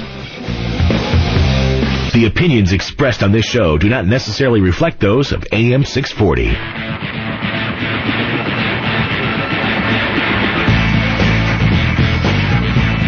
He goes deeper into today's headlines than anyone else dares to go. But you can take it. This is A View from Space with the Spaceman on AM 640. I'm the Spaceman. It's A View from Space. This is AM 640, and you can email me at space@640toronto.com or spaceman@640toronto.com. 2 addresses. And for you, thank you so much for the ones I have received this evening.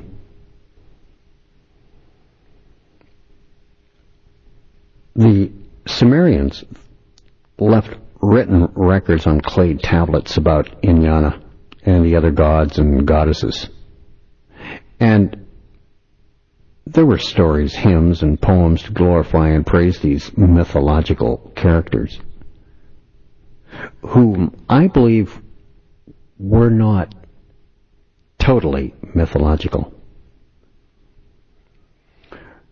I believe that all of the myths were actually Illuminati family members, and they stretched the stories beyond belief to make them greater than they were, to make them gods and goddesses.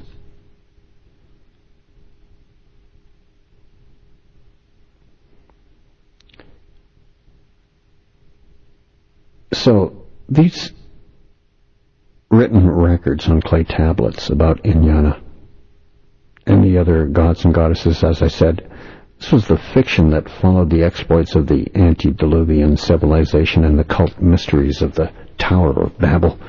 Inanna was the epitome of the young, beautiful, sexy female who usurps all authority. She sought all spirituality and temporal authority. She wanted to be worshipped and to take the power of the king. She used seduction, got others drunk, or ranted and raved to get her way.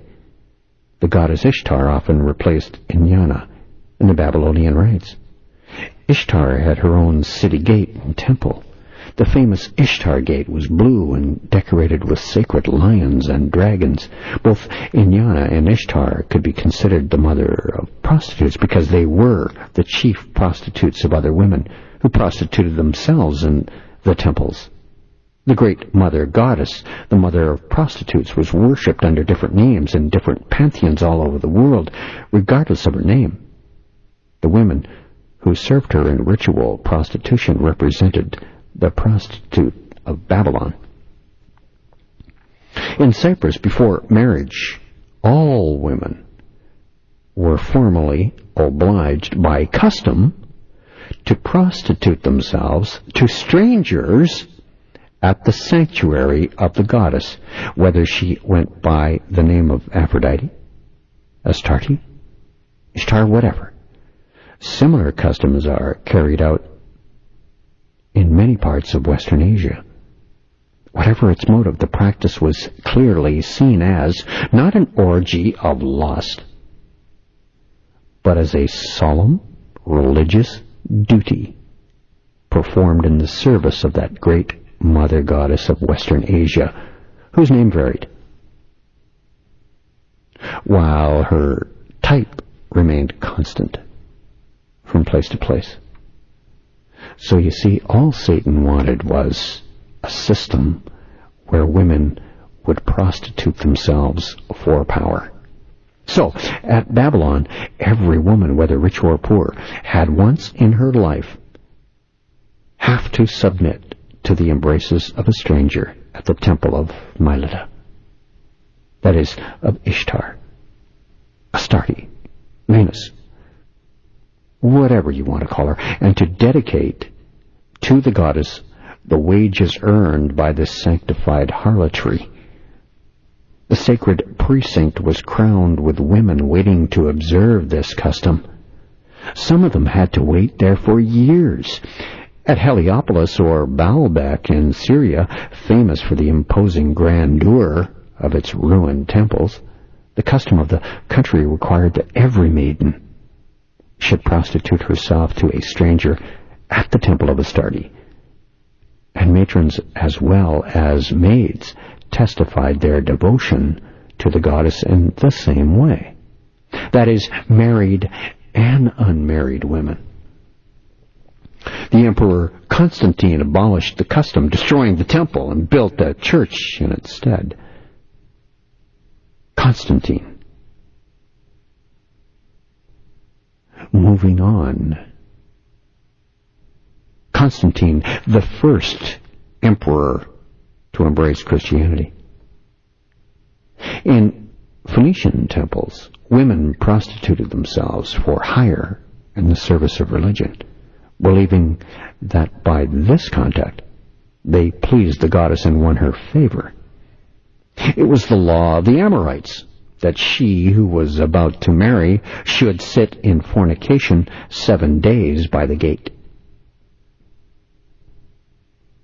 At Byblos, the women shaved their heads in the annual mourning for Adonis.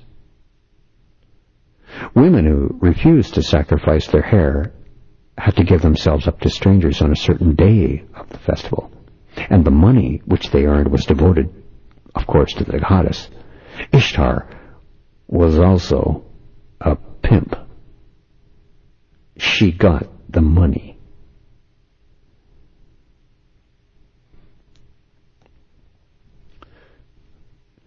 Tammuz, which comes from the Sumerian Dumuzi, is synonymous with Bacchus and the Greek Adonis, the god of drunkenness and wine. He was worshipped as the child savior, as the counterfeit to Jesus. The ancient Babylonians worshipped Tammuz to produce life in the womb, which the Bible denies and denounces.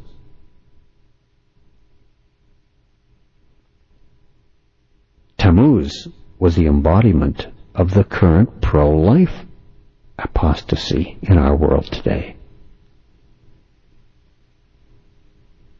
When is a baby a baby?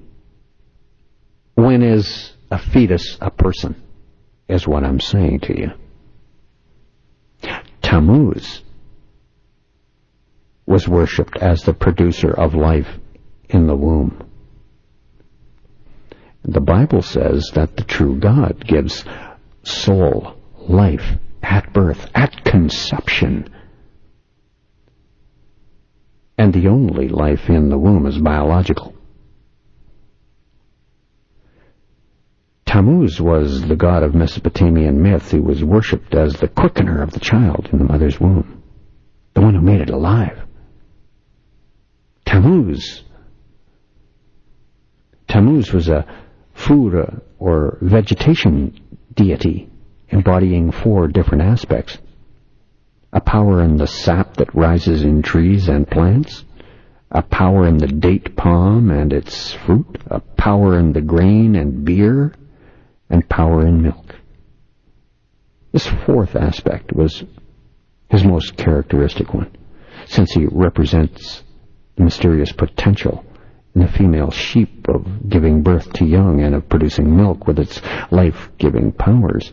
He became the patron saint of shepherds, the god of fertility and producer of new life who managed and cared for cattle pens and sheepfolds.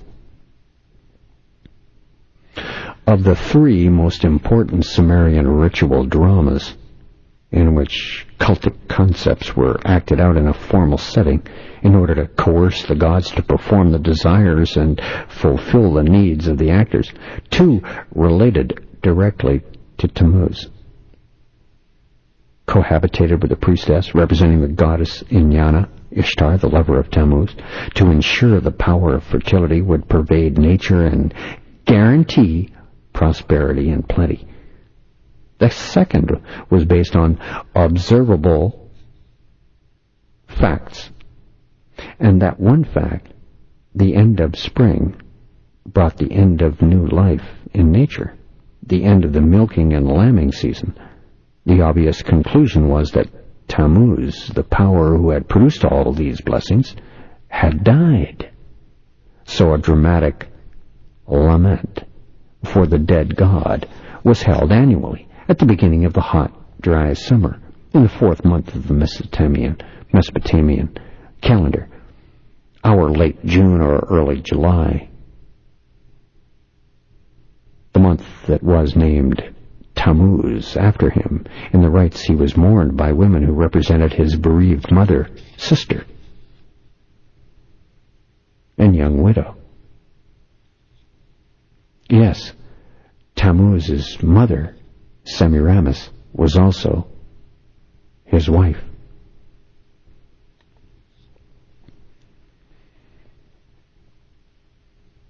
Among the abominations observed by Ezekiel before the 5th cycle of discipline was the women weeping and wailing for Tammuz outside the temple in Jerusalem. This was idolatry. The worship of Tammuz was mostly a woman's cult. Tammuz was represented as a handsome, attractive young man with no responsibilities, a philanderer. His death was mourned in the month of Tammuz, June-July mix, at the end of the growth of vegetation, and his resurrection was celebrated on New Year's in the spring, when Ishtar emerged from hell with the resurrected Tammuz. Tammuz then became associated with fire worship and the personification of the devil. Tammuz was the demon god with whom the prostitute of Babylon, a real woman, copulated. This happened before the flood, and it continued after the flood, with the exception that no offspring of gods occurred after the flood. Copulation with demons is the fundamental tenet of the worship of Satan. Now you know why.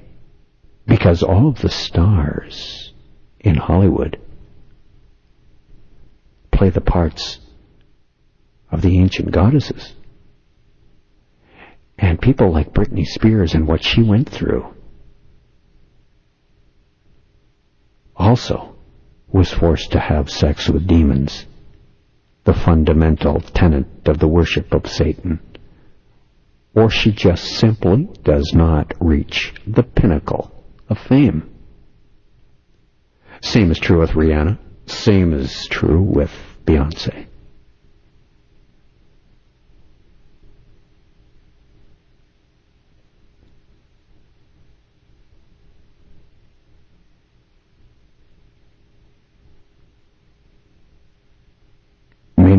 genders have been given to the demons who impersonate Tammuz.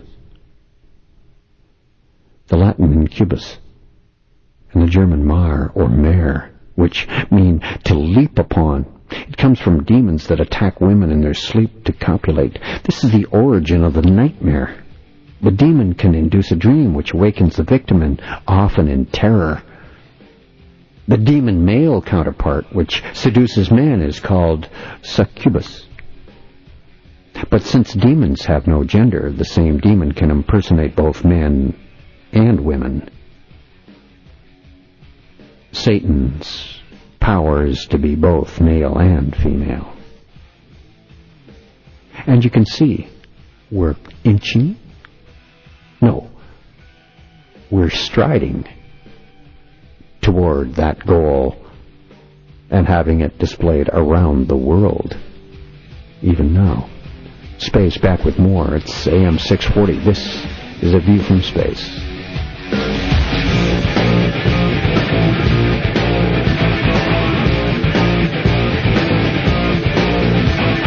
Deprogramming the brainwashed simply by uncovering the truth. He's the Spaceman with A View from Space on AM 640. How to Spaceman, it's A View from Space on AM 640.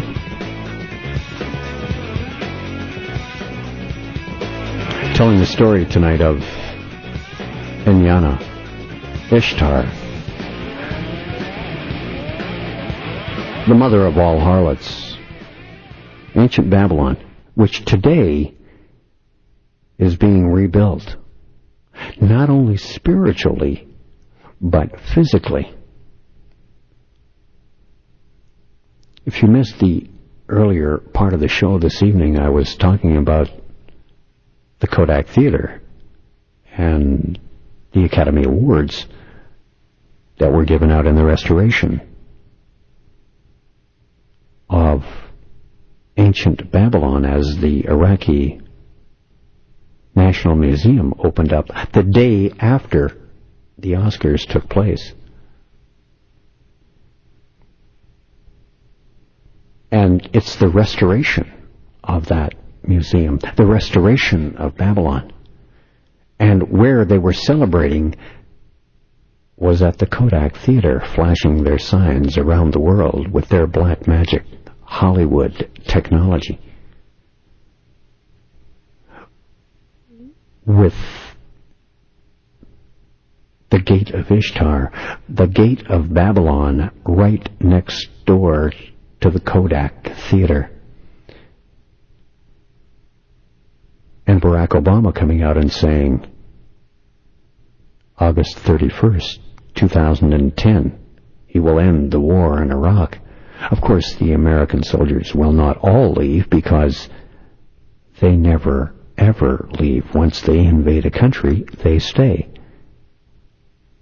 They're still in Iraq and will still be in Iraq. They are still in Bosnia. They're still in Germany from the Second World War. They're still in Vietnam. Wherever they went, they have bases still. And the restoration of ancient Babylon is underway, spiritually, as I said, and also physically. As they're rebuilding Iraq, the future of Babylon is the latest project by the United Nations, controlled by Prince Charles.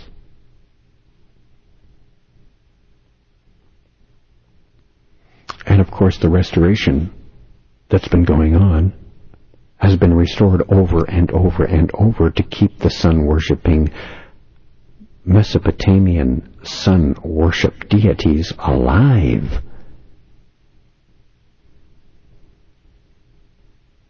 And it was showcased in the Academy Awards with the curious world of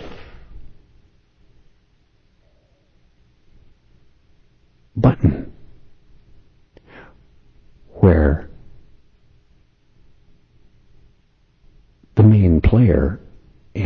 motion picture goes back in time to his youth. They reverse time. And that is exactly what's going on in the world. And you can bring in global financial crisis, the global war on terrorism. It's all to bring back Babylon, to reconstruct it, to repatriate it, to restore it. Go back in time. Showcased in the Academy Awards. Day after, the Iraqi National Museum opens. Not completely. The Assyrian wing and a couple of other wings still closed under construction. But this was the week. Also the same week, Obama made the August 31st, 2010 deadline, which was already in play. He just reiterated it this week.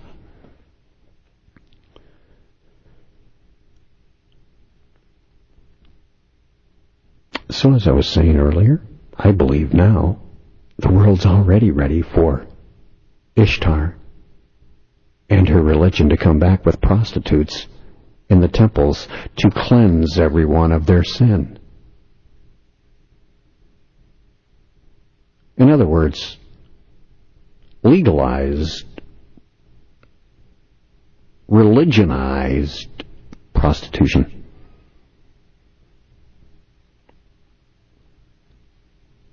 Tammuz was the demon god of whom the prostitutes of Babylon, a real woman, made love with. As I said, it happened before the flood, and it happened after the flood, with the exception that no offspring of gods occurred after the flood. Having sex with demons is the fundamental tenet of the worship of Satan.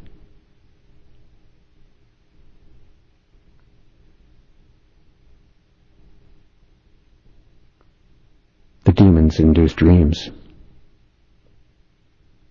They're the origin of the nightmares. And demons have no gender.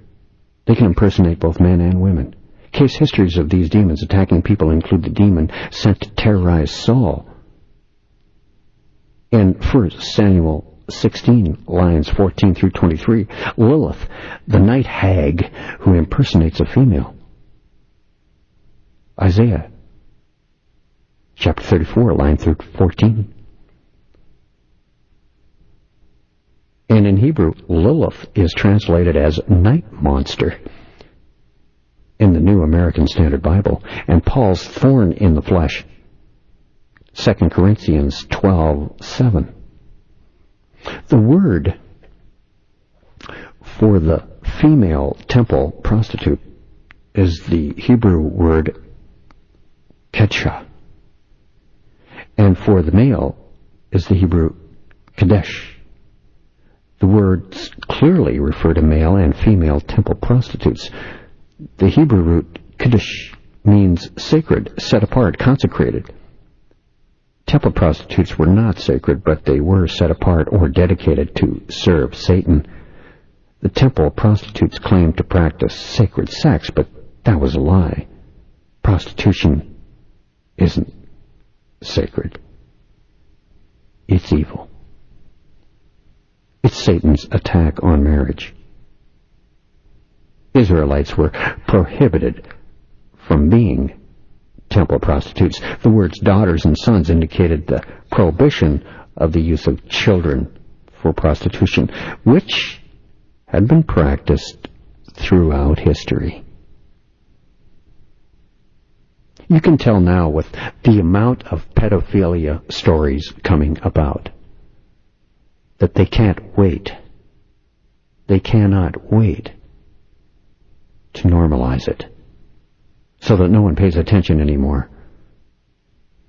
No one is totally abhorred of the idea.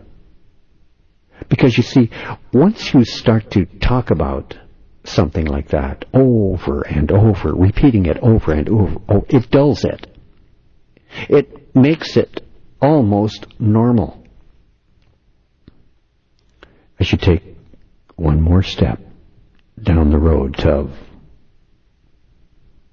adopting it as it's okay for some but not for all. Because that is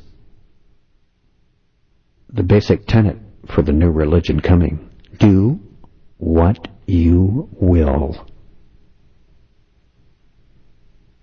Whatever you want, just do it. It may not be right for some, but it's right for you. That's why when we have massive evil killers, we've got to get inside their head and find out what made them do it. We have to study them. Why? They're demon-possessed. What's to study? But you see, that's how it's normalized. And they'll say, no, it's not a demon, because demons don't exist. What it is a gene. Yeah, that's it. It's in his DNA that made him that way. Or the chemical balance in his system is off. All science now to give everyone an excuse to do whatever they want. Do what you will. It's the whole of the law. Just quoted Aleister Crowley. Temple prostitutes donated their earnings from prostitution to the temples of the gods, but Israelites, as I said, were prohibited from donating the wages of a prostitute or money of a dog to the tabernacle of God. The word prostitute in verse 18 is the Hebrew zona, which is the normal word for prostitute, not harlot. Dog was slang for a male homosexual prostitute. They were called dogs because homosexuals copulate from their rear like animals. So the prostitute of Babylon could also be a male. Does that give you more of an understanding to the Diamond Dogs album by David Bowie, released in May of 1974 on RCA? David Bowie's terrible vision begins with the resuscitation of the shocking, haunting future legend.